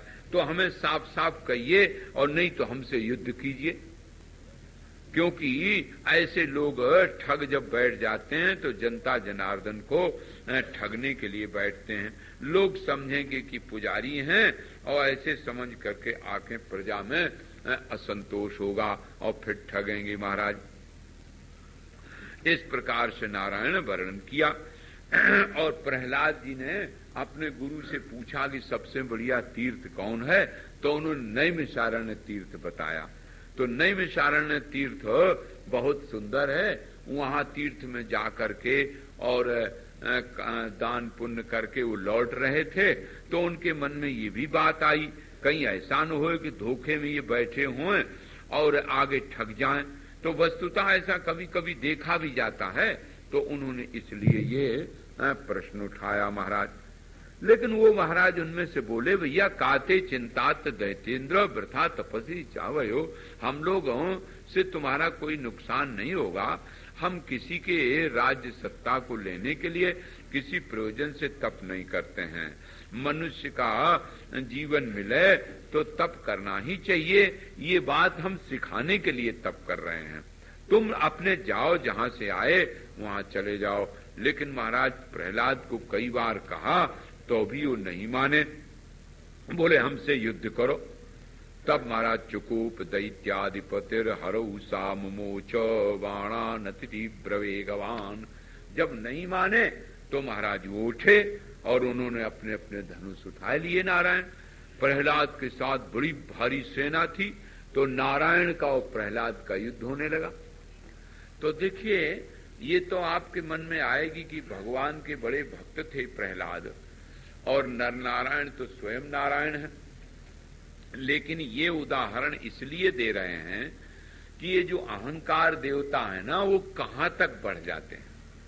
जैसे काम का उदाहरण विश्वामित्र और पराशर और व्यास को दिया गया, ऐसे क्रोध का उदाहरण भी इन्हीं को दिया जाता है।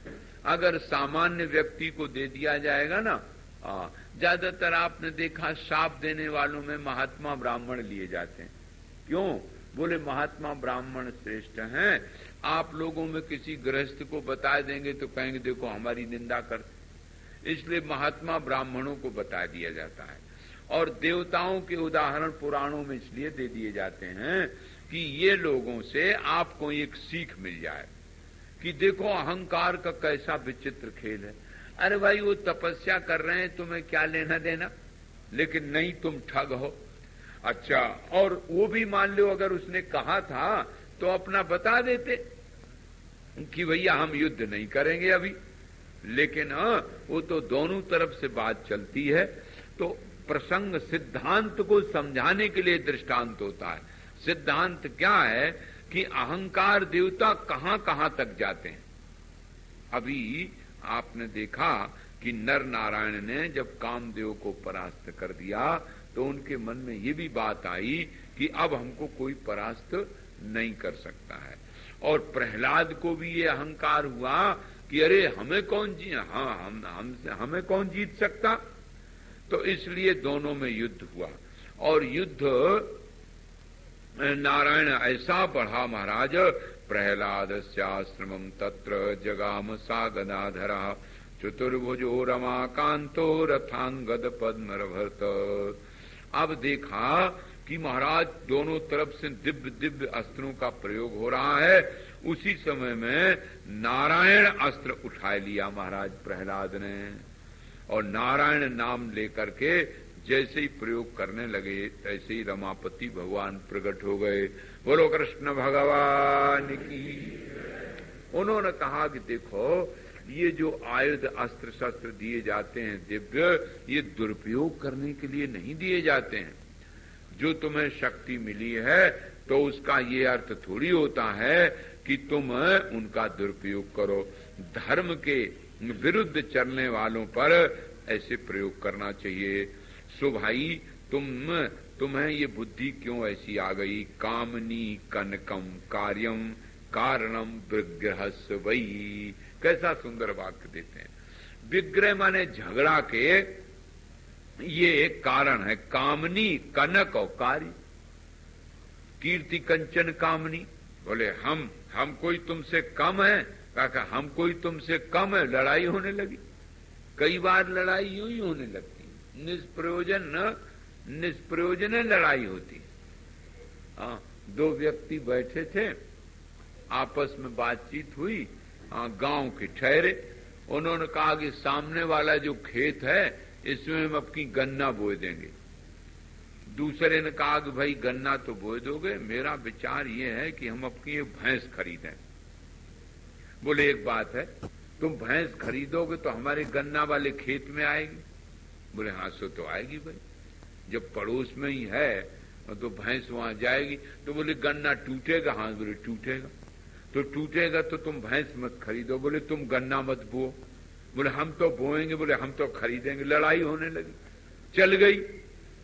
अब महाराज चल गई और जो आवे सो चल गई लड़ाई। अपनी अपनी लाठी निकाल के शुरू कर दिया। बहुत देर लड़ाई हुई। पुलिस आ गई। उसने कहा भाई बात क्या है? अब बात का जब पता लगाया तो कहा कि भाई बात एक ही है कि इस तरह से लड़ाई हुई। तो उन्होंने कहा कि तुम्हारी भैंस ने कितना नुकसान किया है? बोले नुकसान कहां किया? अबे तो खेत बोया ही नहीं गया। हाँ? अबे बोया कहां गया?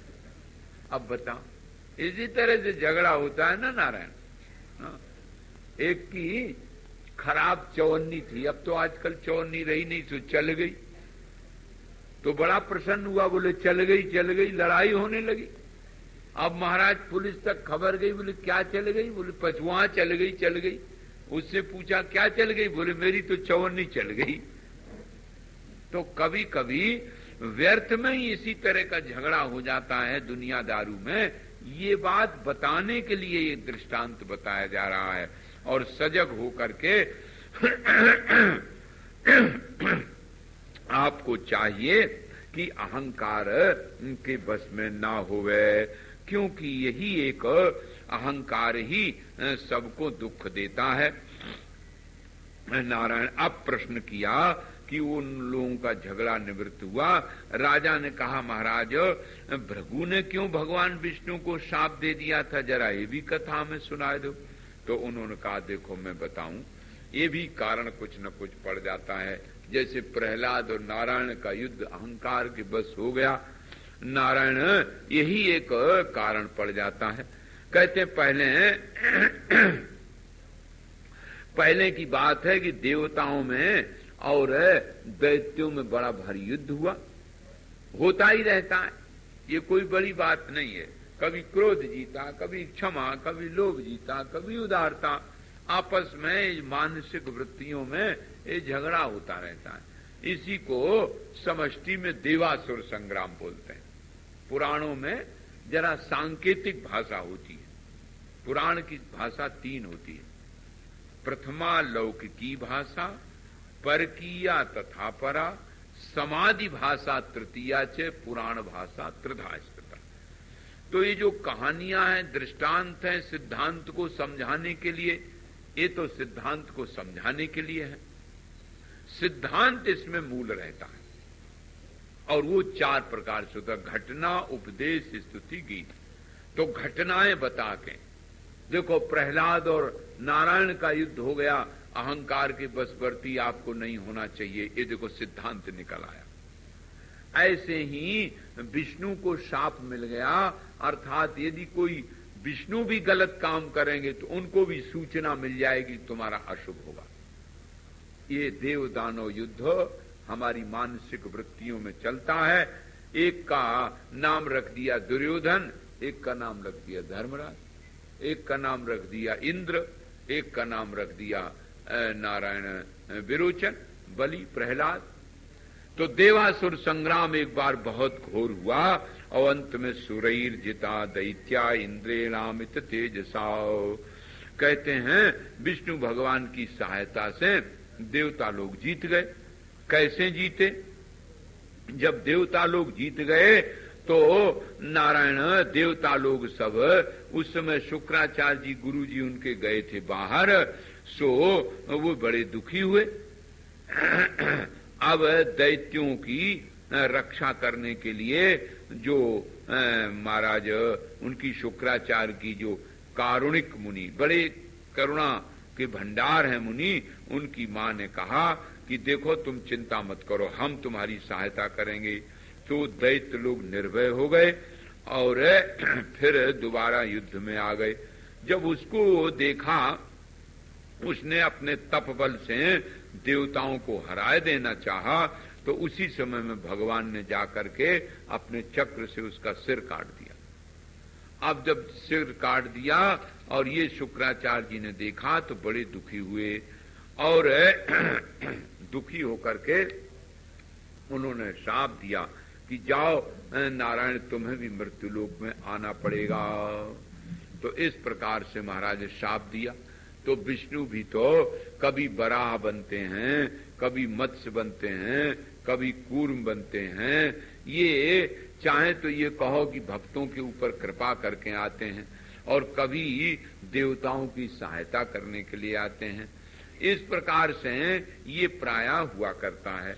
असल में जो अवतार है ना, उनकी एक ही भूमिका है, चाहे वो राम का अवतार हो, चाहे कृष्ण का अवतार हो।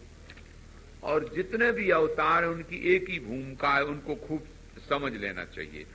देवदानव युद्ध जैसे होता रहता है मानसिक वृत्तियों में, नारायण और देवता जीते तो दैत्य हारे, और दैत्य जीते तो देवता हारे, ये प्राय चलता रहता है।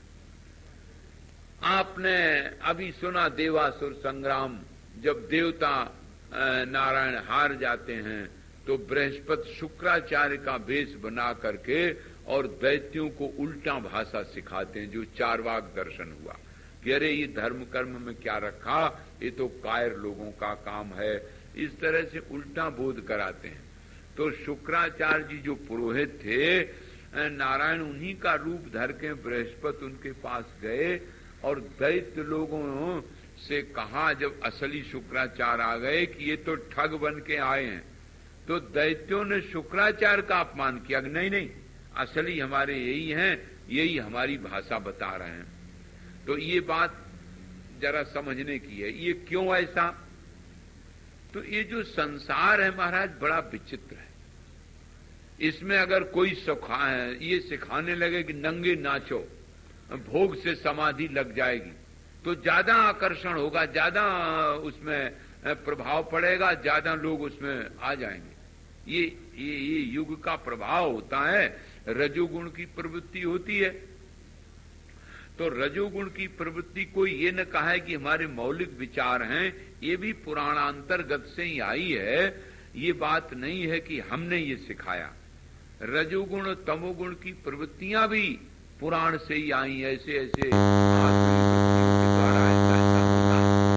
तो जब बृहस्पति ने शुक्राचार्य का वेश धर के दैत्यों को सिखाया कि खूब भोग करो, इसीलिए ये जीवन मिलता है, और क्या क्षमा करे, बल रख करके क्षमा करने से क्या लाभ, तो उनके समझ में आ गई।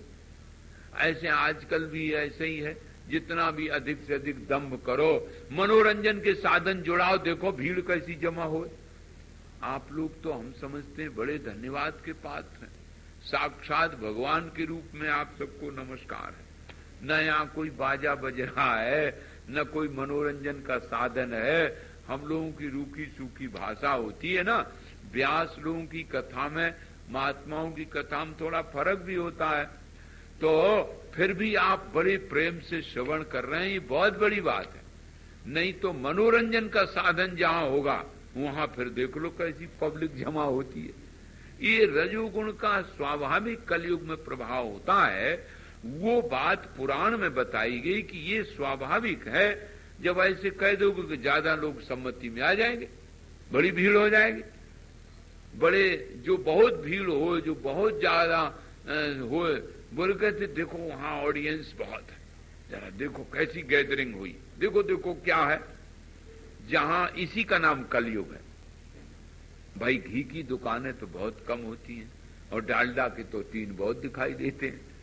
इसलिए जहां शुद्ध पवित्र दिव्य विज्ञान की चर्चा होती है, वहां तो आप जैसे ही धीर वीर पुरुष पहुंचते हैं, सब नहीं पहुंच सकते, चाहे जितना प्रचार प्रसार किया जाए। तो वो बात यहां बता रहे हैं कि देखो कभी कभी ऐसा अवसर आता है कि दैवी गुण वाले व्यक्ति भी आसुरी बन जाते हैं। और वो इसलिए बन जाते हैं कि उन्हें प्रभाव पड़ जाता है। कई बार हमने देखा, हमने एक महात्मा से कहा कि आप कुटिया में ताला क्यों लगाते? उसने कहा बेटा ताला इसलिए नहीं लगाते कि चोरी नहीं होगी, कहीं ईमानदार आदमी की भी नीयत खराब ना हो जाए, इसलिए केवल ताला लगाते हैं।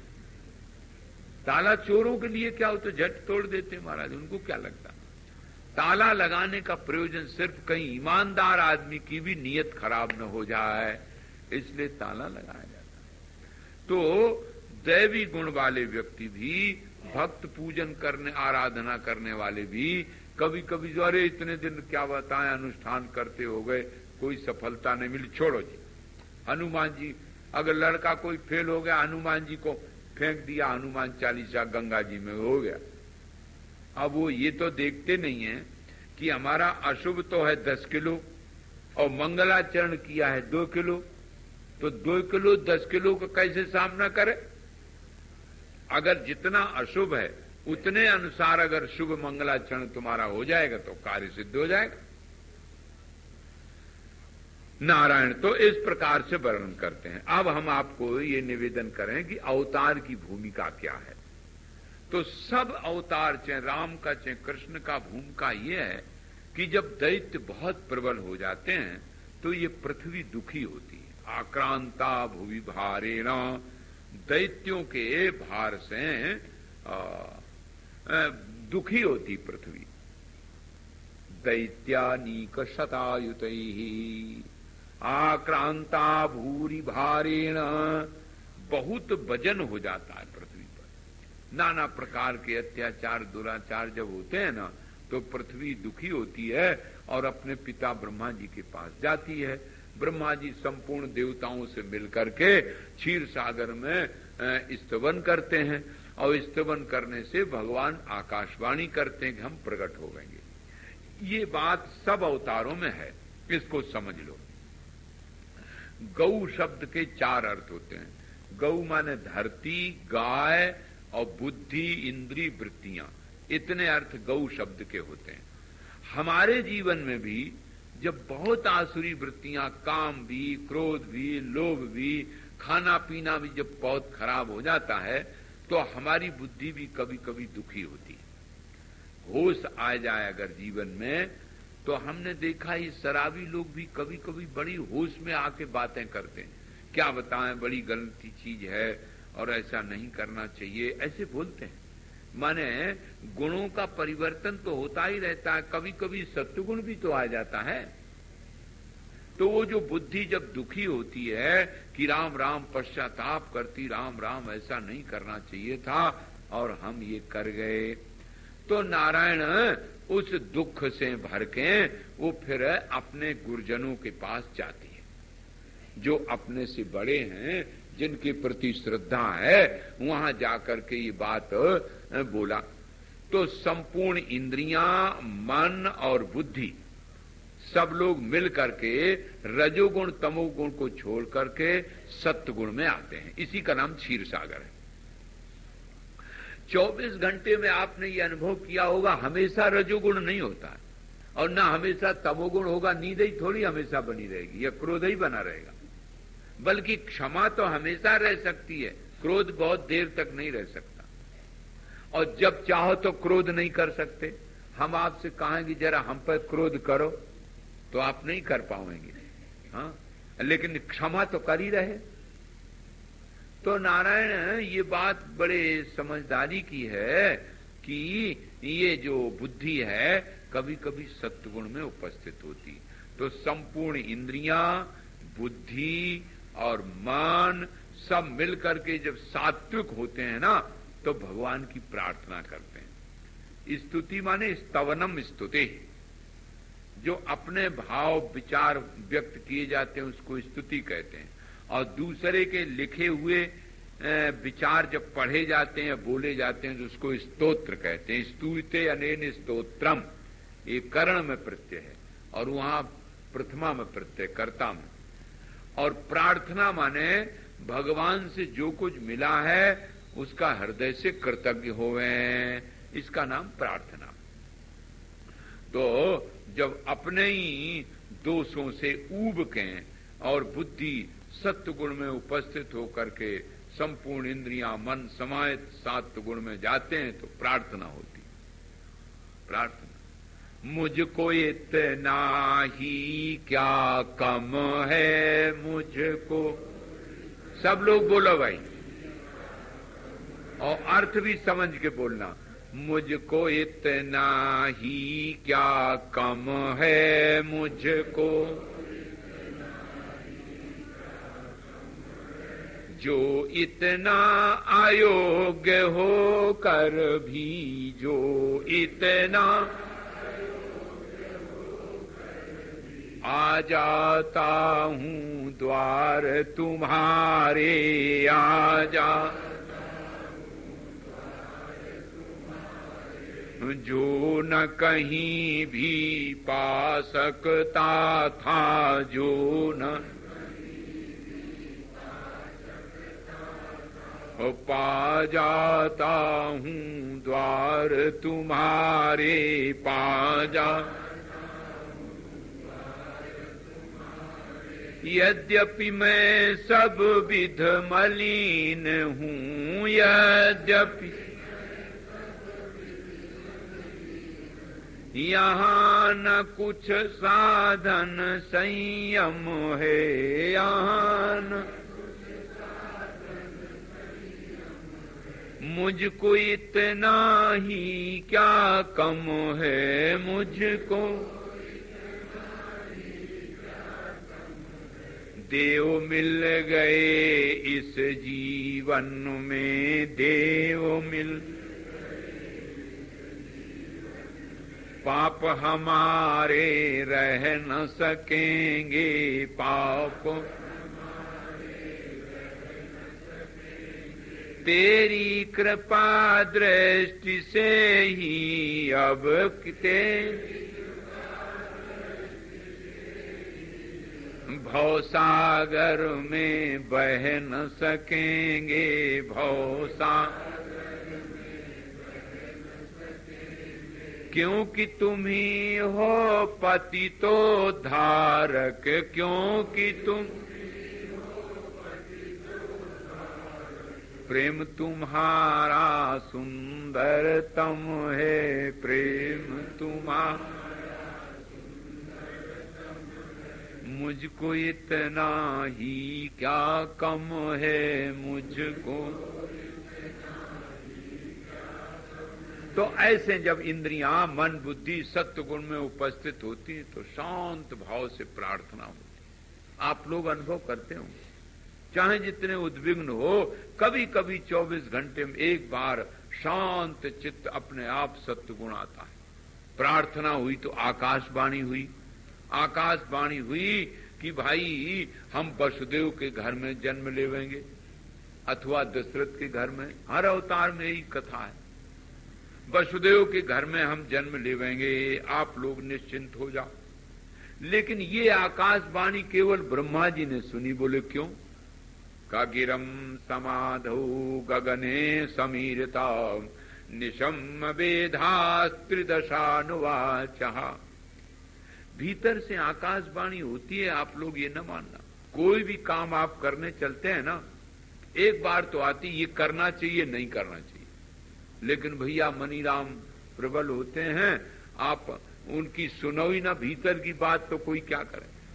भीतर से आवाज आती है ये ना करो ये करो, लेकिन मनीराम हट पूर्वक वो छोड़ देते।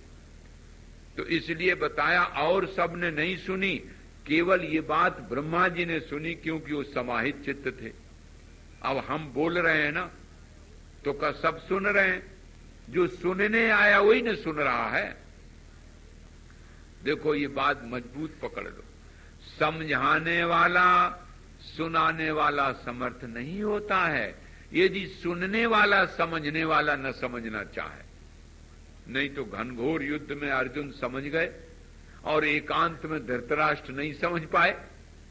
संजय की गलती थोड़ी है। श्री कृष्ण ने सुनाया घनघोर युद्ध में, क्योंकि उनने सुनना चाहा तो सुन लिया, समझ लिया। ऐसे ही सुनने वाला अगर सुनना चाहेगा, समझने वाला समझना चाहेगा तो समझ लेगा। ब्रह्मा जी समाहित चित्त थे, जो समाहित चित्त होगा वो सुन लेगा कि मेरे प्रियतम प्रभु मेरे दुख को निवृत्त करने के लिए अवतरित हो रहा है। ब्रह्मा जी ने कहा जाओ तुम सब लोग देवता बन जाओ। देवता जाके धरती में जाओ सब। तो देवता सब महाराज यदुकुल में आ गए, कुछ गोप ग्वाल बन गए, और श्रुतया किल गोप कन्या, श्रुतियां सब आए के गोपियां बन गई नारायण। और शेष रूपो भवत रामा कृष्णो ब्रह्मैव शाश्वतम, शेष अनंत भगवान स्वयं बलराहु जी और ब्रह्म स्वयं शाश्वत कृष्ण जी। गोकुलम वन वैकुंठम तापसास तत्र ते ध्रुवा, और गोकुल आए के वैकुंठ बन गया और तपस्वी सब वृक्ष बन गए। तपस्वियों से कहा कि तुम्हें कुछ मिला ही नहीं, वृक्ष बने। बोले इसलिए बने कि और कुछ चर जीव बनेंगे तो शायद वृंदावन से कभी बाहर जाना पड़े ब्रज से, और वृक्ष बनेंगे तो ब्रज में ही गड़े रहेंगे जब तक हमारी आयु होगी, कहीं हटना नहीं पड़ेगा। भगवान आवेंगे हमारी छाया में, हमारे पत्तों से, फूलों से, फलों से अनुग्रह करेंगे, इसलिए हम वृक्ष बन रहे। तापसास तत्र ते द्रुमाः लोभ क्रोधा दया दैत्या, और लोभ क्रोध इत्यादि के दैत्य बन गए। सब लोगों ने आए आए के यहाँ अवतार ले लिया। इधर वर्णन करते हैं सूरसेन के पुत्र वसुदेव का देवकी कन्या देवकी के साथ विवाह हुआ महाराज, बड़ा धूमधाम से विवाह। अब धूमधाम से विवाह हुआ, और जब वो स्वयं सारथी बन के कंस लेके जा रहा था, सो ये आकाशवाणी हुई अस्यास्त्वामष्टमो गर्भो हंतायाम वासी बुध। अरे मूर्ख, जिसको तू लिए जा रहा है 8वां गर्भ मारने वाला होगा। अब देखिए महाराज, कंस इतना प्रेम दिखाया था कि सारथी को हटा के स्वयं रथ हाँकने लगा। लेकिन जब ये आकाशवाणी सुनी, देवता लोग झूठ नहीं बोले। अष्टम असल में ज्योतिष में 8वां मारक होता है, इसलिए उन्होंने ठीक ही कहा। वो तो महाराज प्रेम एक तरफ रह गया और तुरंत तलवार निकाली और देवकी का जूड़ा पकड़ा, मारने के लिए तैयार। वसुदेव ने हाथ पकड़ा, हाँ राजन ये क्या कर रहे हो? ये तो बेचारी तुम्हारी बहन है, स्त्री है, हमारे साथ है, तुम इसका दान कर चुके हो, इसलिए तुम्हें ऐसा कर्तव्य तो नहीं करना चाहिए। इस प्रकार से महाराज जब कहा, लेकिन ऐसे लोग जो नीच प्रकृति के होते हैं ना, वो ये सब मानते नहीं है महाराज। उनकी जो दृष्टि होती है वो तो बड़ी विचित्र होती है, इसलिए उन्होंने वो बात स्वीकार नहीं की। अब तब उन्होंने कहा कि और तो कोई उपाय नहीं हो सकता है। अच्छा ये बताओ, तुम्हें इससे तो कोई द्वेष है नहीं, तुम्हें तो द्वेष है इसके गर्भस्थ शिशु को तो हम देते जाएंगे। इस शर्त पर कंस ने महाराज उनको छोड़ दिया, घर गए। तो महाराज जैसे ही पहला बच्चा पैदा हुआ, वसुदेव जी लेके आ गए। बोले प्रतियातु कुमारोयम न यस्मादस्ति में भयम, देखो इस पुत्र से हमारा कोई भय नहीं है, तुम इसको ले जाओ। अब वो पुत्र तो वापस ले गए, 8वां दे जाना। लेकिन महाराज ऐसे दुष्टों से क्या है? दामिन दमक रही घन माही, दामिन खल की प्रीति यथा थिर नाही, खल की। ऐसे दुष्टों के लिए कोई बड़ी बात नहीं होती है। सो महाराज कंस को डरते तो रहे ही। और इधर महाराज हर गुण गाओते वीणा बजाओते देवर्षि आ गए। श्रीमन नारायण नारायण नारायण श्रीमन नारायण। देवर्षि ने कहा कि तूने बड़ी भूल की, ये तो काल आया और लौटा दिया। और उन्होंने माला उठाई, बोले अच्छा बताओ इस माला में कौन सा 8वां है? तुम कहते 8वां मारेगा, हमने ये छोड़ दिया, जहां से गिनाओगे हर एक 8वां है। और ऐसा करके नारद जी तो चलते बने महाराज। और कंस गया प्रसूत गृह से, उस बालक को लिया और पटक दिया। देखो नारायण, ऐसी अवस्था में प्रसूत गृह से बालक को पटक दिया। 1 2 3 4 5 6 बेटा ऐसे मार डाले। और जब उनके पिता उग्रसेन महाराजा ने विरोध किया तो नारायण उनको भी जेल में डाल दिया। जेल में डाल दिया और अपने आप राज मुकुट रख लिया। और जरासंध की पुत्री से विवाह होने के कारण जरासंध की सेना की सहायता मिल गई। अब तो राजा बन गया कंस। आप इस बात पर ध्यान देवेंगे कि समाज में संसार का नाम 2 होता है, अर्थात सुख भी हो और दुख भी हो, हानि भी हो, लाभ भी हो, सज्जन भी हो, दुर्जन भी हो। तो पुराणों में बार बार आता है, कहीं राम रावण का, कहीं कंस कृष्ण का, और अब भी पुलिस भी है भाई, चोर डकैत भी है। ऐसा नहीं है कि एक ही हो। इसका मतलब संसार द्वौचेति द्वंद्वः, दोनों हो तभी न द्वंद्व हुआ। तो इसलिए मेरे नारायण दोनों चीजें संसार में रहती हैं। अब इधर देखो कंस है, कंस माने कसी हिंसागत्यु, जो दूसरों को पीड़ा पहुंचाए, दूसरों को मारे, अराजकता करे, हिंसा करे, उसका नाम कंस होता है। तो ऐसे आज भी लोग हैं। अब कंस ने महाराज बड़ा अनाचार किया और देवताओं को जान गए कि ये देववंश में आ गए हैं सब, तो नाना प्रकार से कष्ट दिया, प्रजा को पीड़न दिया। और जब समष्टि को कोई दुख देने लगता है तो बहुत सी अशुभ कामनाएं जाती हैं। आप ये बात ध्यान रखें, आप अच्छे काम करेंगे तो बहुतों के शुभ संकल्प आपके साथ मिल जाएंगे, तो सफलता मिलेगी।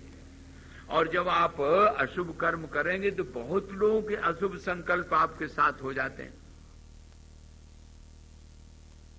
स्मरण किया और कहा, हे भगवती, अब तुम ही भूभार हरण के लिए सहायता कर सकती हो, तुम्हारी बिना कृपा के नहीं हो सकता। तुम जाओ उस गर्भ को निकाल कर रख आओ। तो रोहिणी नारायण देवकी के गर्भ से 7वां गर्भ निकाल के रोहिणी में रख दीनो। और रोहिणी नंद भगवान के यहाँ थी। तो नंदालय में एक समय आया, शेष भगवान अनंत भगवान ने उन्हें दर्शन दिया। और दर्शन दे करके उन्होंने सोचा कि मैं नींद में स्वप्न में देख रही। समय आने पर महाराज बलदाऊ जी का जन्म हुआ, लेकिन ना बोले और ना हंसे, ना गूंगे की तरह। तो बड़ी चिंता हो गई।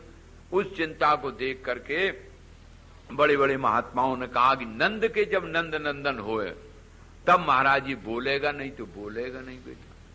सो शांडिल्य महाराज को बुलाए के पुत्रेष्टि यज्ञ कराया, दान पुण्य होने लगे, अखंड कीर्तन नंद बाबा ने कराया। भगवान का महाराज बड़ा भारी वहां कीर्तन भजन होने लगा और पराम्बा की प्रार्थना की गई, क्योंकि भगवती ही अपनी शक्ति से सब कुछ कर सकती हैं। इधर नारायण क्या हुआ कि जब ये देखा कि 7वां गर्भपात हो गया और कंस को मालूम हो गया, तो 8वें पर और बड़ा भारी नारायण पहरा लगा दिया। अब नारायण जब पहरा लगा दिया तो अब होता तो होनहार वाली बात है। एक दिन भगवान ने सोचा कि अब हमको चलना चाहिए। तो भगवान स्वयं पहले वसुदेव जी के मन में आए और फिर वसुदेव जी के मन में आने के बाद फिर देवकी के गर्भ में आए। तो मन में आने का क्या अर्थ है? मन में आने का ये अर्थ है कि हमारा मन चंचल होता है, तो भगवान पहले मन में आते हैं। जब हम कथा सुनते हैं, सत्संग करते हैं, तो भगवान हमारे मन में आ जाते हैं और मन में आकर के फिर बुद्धि में प्रवेश करते हैं। तो इसकी क्या पहचान बुद्धि में प्रवेश करे? बोले दैवी गुण आने लगते हैं। जिसके हृदय में भगवान आने वाले होते हैं ना, या आ जाते हैं, उसमें आसुरी भाव समाप्त हो जाते हैं। तो देवताओं ने आय के स्तुति की नी महाराज गर्भ में, और उधर देवकी की भी स्तुति की। समय आया अत सर्व गुणोपेता काल परम शोभना। समय आया तो पृथ्वी, जल, तेज, वायु, आकाश सब बड़े प्रसन्न हो गए। सब तरह से नारायण प्रसन्नता जब देखी गई तो उसी समय में भगवान ने निशीथे तमुद्भूते जायमाने जनार्दने देवक्याम देव रूपिण्याम विष्णु सर्वगुहाशयः। कैसा सुंदर वर्णन करते हैं। देवक्याम देव रूपिण्याम, बुद्धि रूपी देव की, देखो वसुदेव में देव लगा और देवकी में भी पहले देव लगा, दोनों देव। तो देवकी रूपी बुद्धि कैसी है जिसमें खड विकार शांत हो गए। ये जो 6 बेटा मारे गए देवकी के, ये काम क्रोध लोभ रोह यही 6 विकार हैं। तो जिस बुद्धि में से 6 विकार नष्ट हो जाते हैं, उस खड विकार शून्य बुद्धि में जैसे परमात्मा प्रकट होता है, ऐसे 6 पुत्र मारे गए। ऐसे देवकी के नारायण भगवान कृष्ण रात में आधी रात के प्रकट हो गए। ये बात श्रीमद् भागवत में बड़े विस्तार से आई है। यहां तो इतना आप संकेत समझ लो कि किसी के खड विकार शून्य बुद्धि में परमात्मा प्रकट होता है, पैदा नहीं, प्रकट। और प्रकट माने जैसे पूरब दिशा में चंद्रमा प्रकट होता है, पूरब दिशा चंद्रमा को पैदा नहीं करती है, ऐसे भगवान प्रकट हो जाते हैं। बोलो कृष्ण भगवान की। अब जब भगवान प्रकट हो गए तो क्योंकि जेल में हैं भाई, उनको बड़ी चिंता हुई कि अरे ये तो दुष्ट जैसे और बालकों को मार दिया है, ऐसे इसको भी मार देगा। इसलिए अब इसकी रक्षा के लिए क्या होना चाहिए। तो भगवत प्रचोदिता, भगवान ने कहा अगर तुम डर रहे हो, तुम्हारी तपस्या से प्रसन्न होकर के हम आ गए, डर रहे हो तो हमें गोकुल भेज दो। तो ऐसे ही जैसे प्रेरणा हुई तो ऐसे ऊपर से एक सूप गिरा के खट से महाराज, उनकी हथकड़ी खुल गई, बेड़ी खुल गई, किवाड़ खुल गए, पहरुआ सोए गए। भगवान को सूप में रख करके सिर पे रख लिया। अभी हम लोग अपने अपने सिर पे दिल दिमाग पे रखें नाशवान, और जब भगवान रख लेते हैं तो 4 काम हो जाते हैं। वासना की बेड़ियां कट जाएं, मोह के किवाड़ हट जाएं, संत रूपी शेष की छाया हो जाए और भय दूर हो जाए। 4 काम जिस समय भगवान आते हैं उसी समय हो जाते हैं। भगवान को लेकर के अब वो महाराज जमुना को किसी तरह पार किया। भगवान की कृपा से गए तो यशोदा मैया का के पास हुई भगवती पराम्बा विराजमान थी, वहां उनको उठा लिया और उनको लिटा दिया। और मन में सोचा चले तो आ रहे हैं कि आप बताएं इसको लेना नहीं चाहिए, इसको भी कंस मार देगा। और लिए मजबूत और कहते जाते कि नहीं लाना चाहिए। देवकी को दिया तो देवकी ने कहा अरे इसको क्यों ले आए, वो दुष्ट इसको भी मार देगा। बोले ये तो हम रास्ता भर कहते आए। अब आप समझ गए ना, ये है माया। माया को लोग पकड़े तो मजबूत है और मुंह से क्या कहते मिथ्या है, इसमें मत पकड़ना, ये तो मिथ्या है, बेकार है। मुंह से सब यही बोल रहे हैं और पकड़े मजबूत। क्या विचित्र लीला। बोलो कृष्ण भगवान की। जब भगवान आए थे तो वासना की बेड़ियां कट गई, मोह के वाड़ हट गए, पहरुआ दुख दूर हो गया, भय दूर हो गया। और जब माया जी आई तब सब हो गया। बेड़ियां पड़ गई, किवाड़ बंद हो गए और पहरुआ जग गए। कंस को बुला लाए। कंस ने जब आया तो देवकी ने प्रार्थना तो की, लेकिन कौन दुष्ट सुनता, उसने झट पकड़ा। पराम्बा ने कहा, जैसे ही उसको पटकना चाहते से आकाश में उड़ी चली गई। बोले अरे दुष्टो किम हतया माम मंदो जाता खलु तवांत कृत। तेरा मारने वाला तो पैदा हो गया, हमें क्यों मार रहे। और दुनिया में जो कोई आया है सो सब हम ही को पटकना चाहता है। माया हमारे बस में हो जाए, सारा वैभव हमें मिल जाए, लेकिन हम तो नहीं पटक पाई और दुनिया में लोग आए वही पटक पटक के चले गए। क्या विचित्र। मत कर तू अभिमान जगत में 2 दिन का मेहमान मत कर।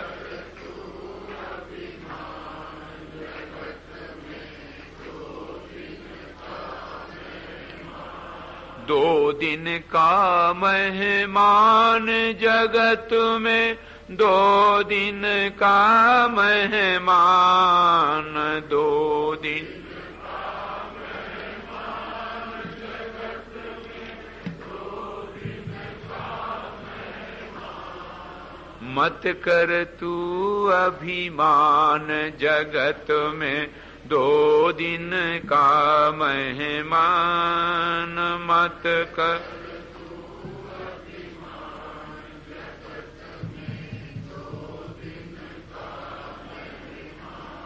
नारायण इस प्रकार से कह करके वो देवी तो उड़ी चली गई। अब इधर क्या वर्णन करते हैं कि देखो ये संसार की गति, और वो भगवान नारायण जो चाहते हैं वही होता है। अब क्या कहना है, देवी उड़ गई और इसको चिंता हो गई, कंस को पूतना को भेजा कि जितने भी बालक 1 महीना में हुए हों सबको मार डालो। मैंने बताया था मृत्यु का समाचार परीक्षित को मिला तो उन्होंने दुनिया में लोगों को मृत्यु से बचाने के लिए उपाय बना दिया, और कंस को मिला तो सैकड़ों को मौत के घाट उतार दिया। यही संसार की नारायण गति हुआ करती है। अब इधर भगवान जब आ गए तो यहाँ नंद के यहाँ खूब आनंद मचाया। नंद के आनंद भय जय कन्हैया लाल की, नंद के जय कन्हैया लाल की, जय कन्हैया लाल की, जय कन्हैया। इस प्रकार से भगवान का आविर्भाव हुआ और वहां जन्म महोत्सव मनाया गया। अब भगवान गोकुल में हैं। 6वें दिन पूतना आई, उसका उद्धार किया, सक्टासुर का, बकासुर, अघासुर तमाम दैत्यों का विनाश किया और अंत में कंस को भी मार दिया।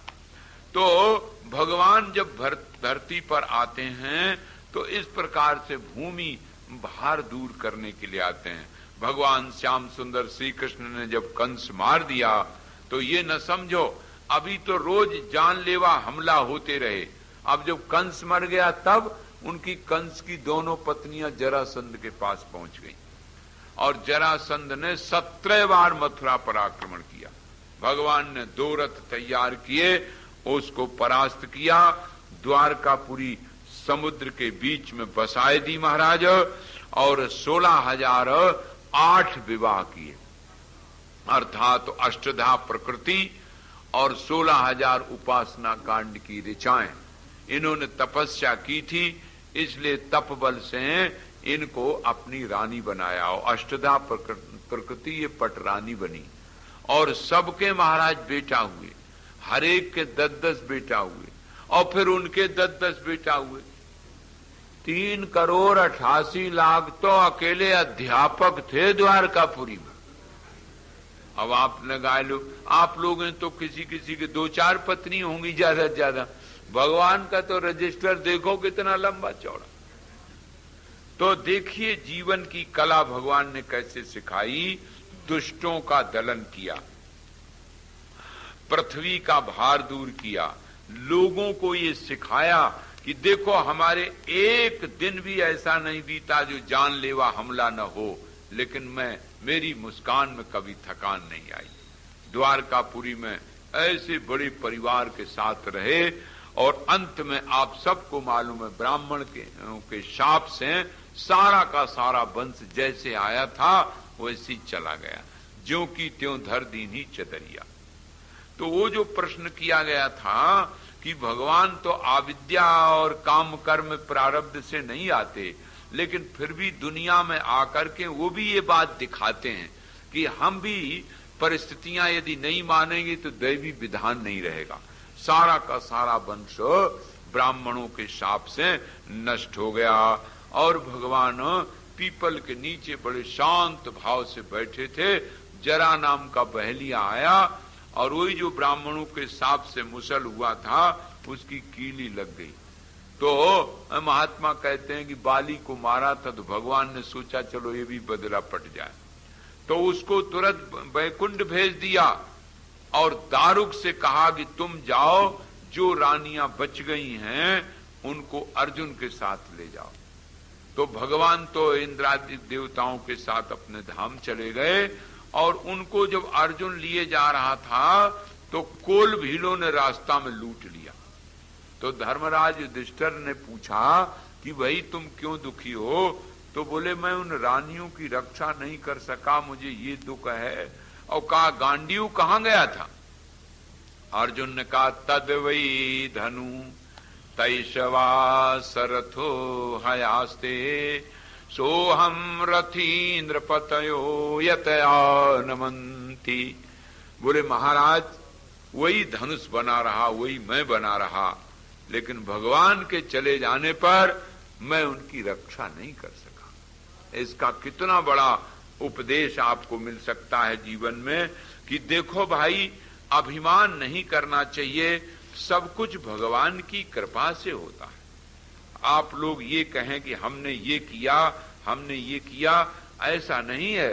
उन्हीं की कृपा से होता है। न वही गांडीव बना रहा जिसको महाभारत जीत लिया, जिसने शंकर जी को जीत लिया, द्रौपदी का विवाह कर लिया, और वही आज महाराज किसी प्रकार से उन रानियों की रक्षा नहीं कर सके।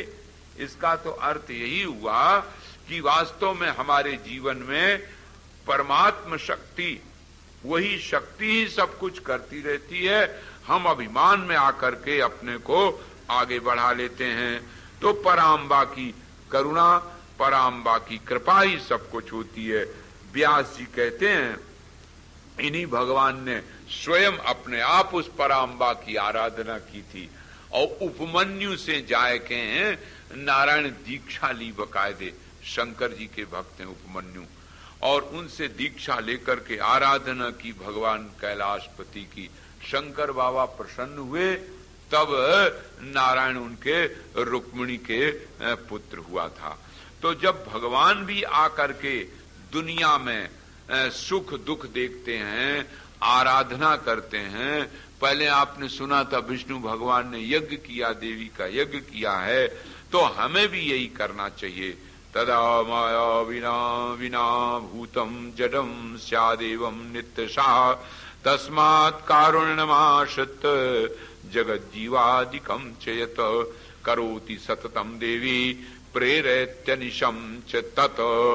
तो महाराज व्यास जी ने कहा कि देखो राजन, इस प्रकार से जो आपने सुना उसका कि भगवती ही ब्रह्मा और विष्णु और महेश रूप में करती हैं, जन जन के भीतर प्रेरणा देती हैं।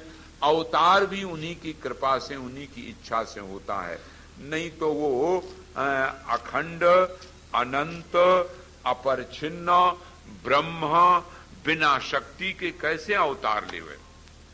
आपने ये बात सुनी कि ज्ञान स्वरूप अपना आत्मा है, तो ज्ञान स्वरूप आत्मा में अज्ञान नष्ट नहीं होता है, बल्कि ज्ञान में अज्ञान दिखता है। मैं मूर्ख हूं, अपनी मूर्खता को जानने वाला तो ज्ञान ही हुआ। जब वह ज्ञान बुद्धियारूढ़ होता है, बुद्धि में अवतार लेता, तो अज्ञान को काटता। ऐसे ही परब्रह्म परमात्मा इस महाशक्ति की कृपा से अवतार लेता है, तब रावण को या कंस को मारता है, जरासंध इत्यादिकों को, और इतनी बड़ी महाभारत के द्वारा इन दुष्टों को, शिशुपाल दंतवक्त इत्यादि दुष्टों को मारना शक्ति की कृपा होती है। उस परा अम्बा पराशक्ति की ही आराधना हमको करनी चाहिए। तो तुम बड़े भाग्यवान हो राजन, तुमने जो बात पूछी वो पांचों प्रश्नों के उत्तर में हमने बात बताई।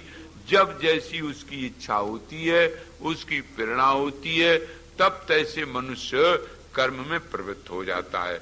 लेकिन एक बात ध्यान में रखने की है, कोई कहे क्या बताएं बीड़ी सिगरेट शराब, जब उसी की इच्छा से सब होता है तो ये भी उसी की इच्छा से हम पी रहे हैं, ऐसा कहीं न सोच ले। तो जरा ध्यान देना, ये उसकी इच्छा माने है उसकी सत्ता। जैसे बिजली में हीटर लगा दो तो कमरा गर्म हो जाएगा और कूलर लगा दो तो कमरा ठंडा हो जाएगा। तो मशीन गर्म और ठंडा करती है, बिजली गर्म और ठंडा नहीं करती। ऐसे आत्मा परमात्मा की सत्ता रहती, एग्जिस्टेंस, और जो क्रिया है वो मशीन में होती है।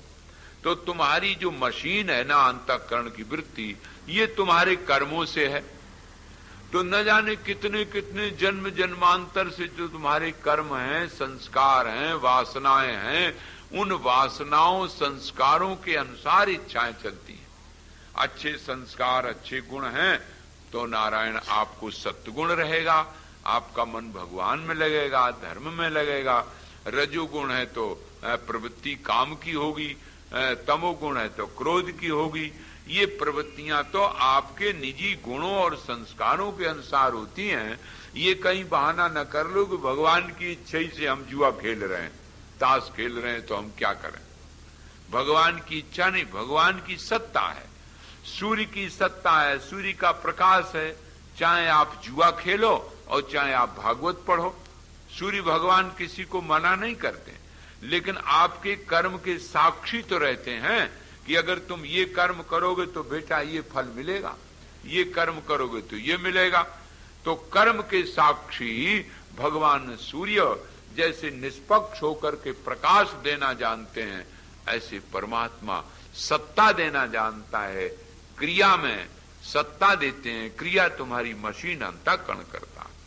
तो इसलिए संपूर्ण मनुष्यों को चाहिए कि आराधना में मन लगावे, नाशवान से हटाए के भगवान में मन लगावे, अपने अपने गुरु की दिए हुए उपदेश के अनुसार अपने इष्ट का पूजन आराधन करे। तो वो जो जन्म कर्म की श्रृंखला आपने कहा था कि कैसे व्यक्ति जन्मता है, वो टूट जाएगी। आज का विश्राम यही होता है नारायण। चौथा स्कंद आपने श्रवण किया, आगे 5वें स्कंद की कथा आपको कल सुनाई जाएगी। बोलो दुर्गा मैया की जय। अब आप आरती करेंगे। गोविंद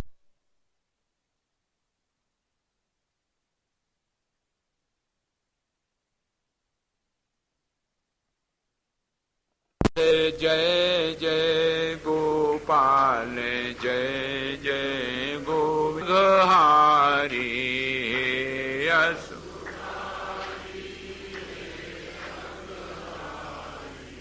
हे जन मन बनचारी, हे जन मन मुदित रहे प्रत्येक दशा में, मुदित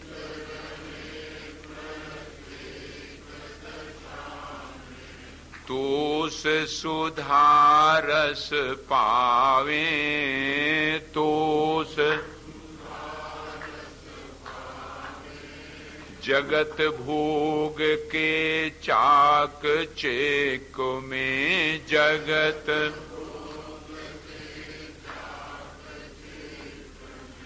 भूल भटक नहीं जावे, भूल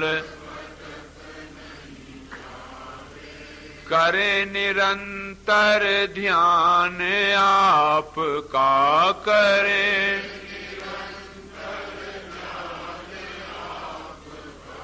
प्रेम से हरि गुण गावे, प्रेम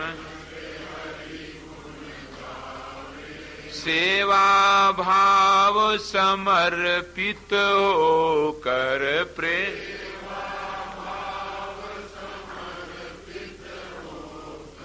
तेरा ही ध्यान लगावे, तेरा बना है यह तन भव तरने को, बना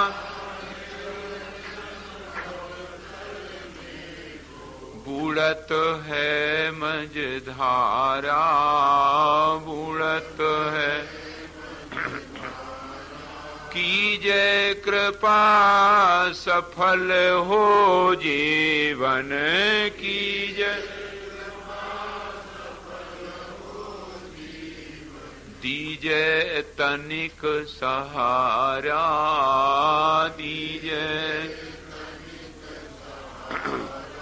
दीजय तनिक सहारा दीजय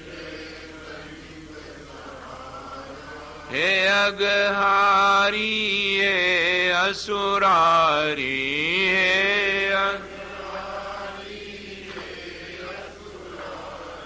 हे जन मन बनचारी हे जन मन। बोलो कृष्ण भगवान की।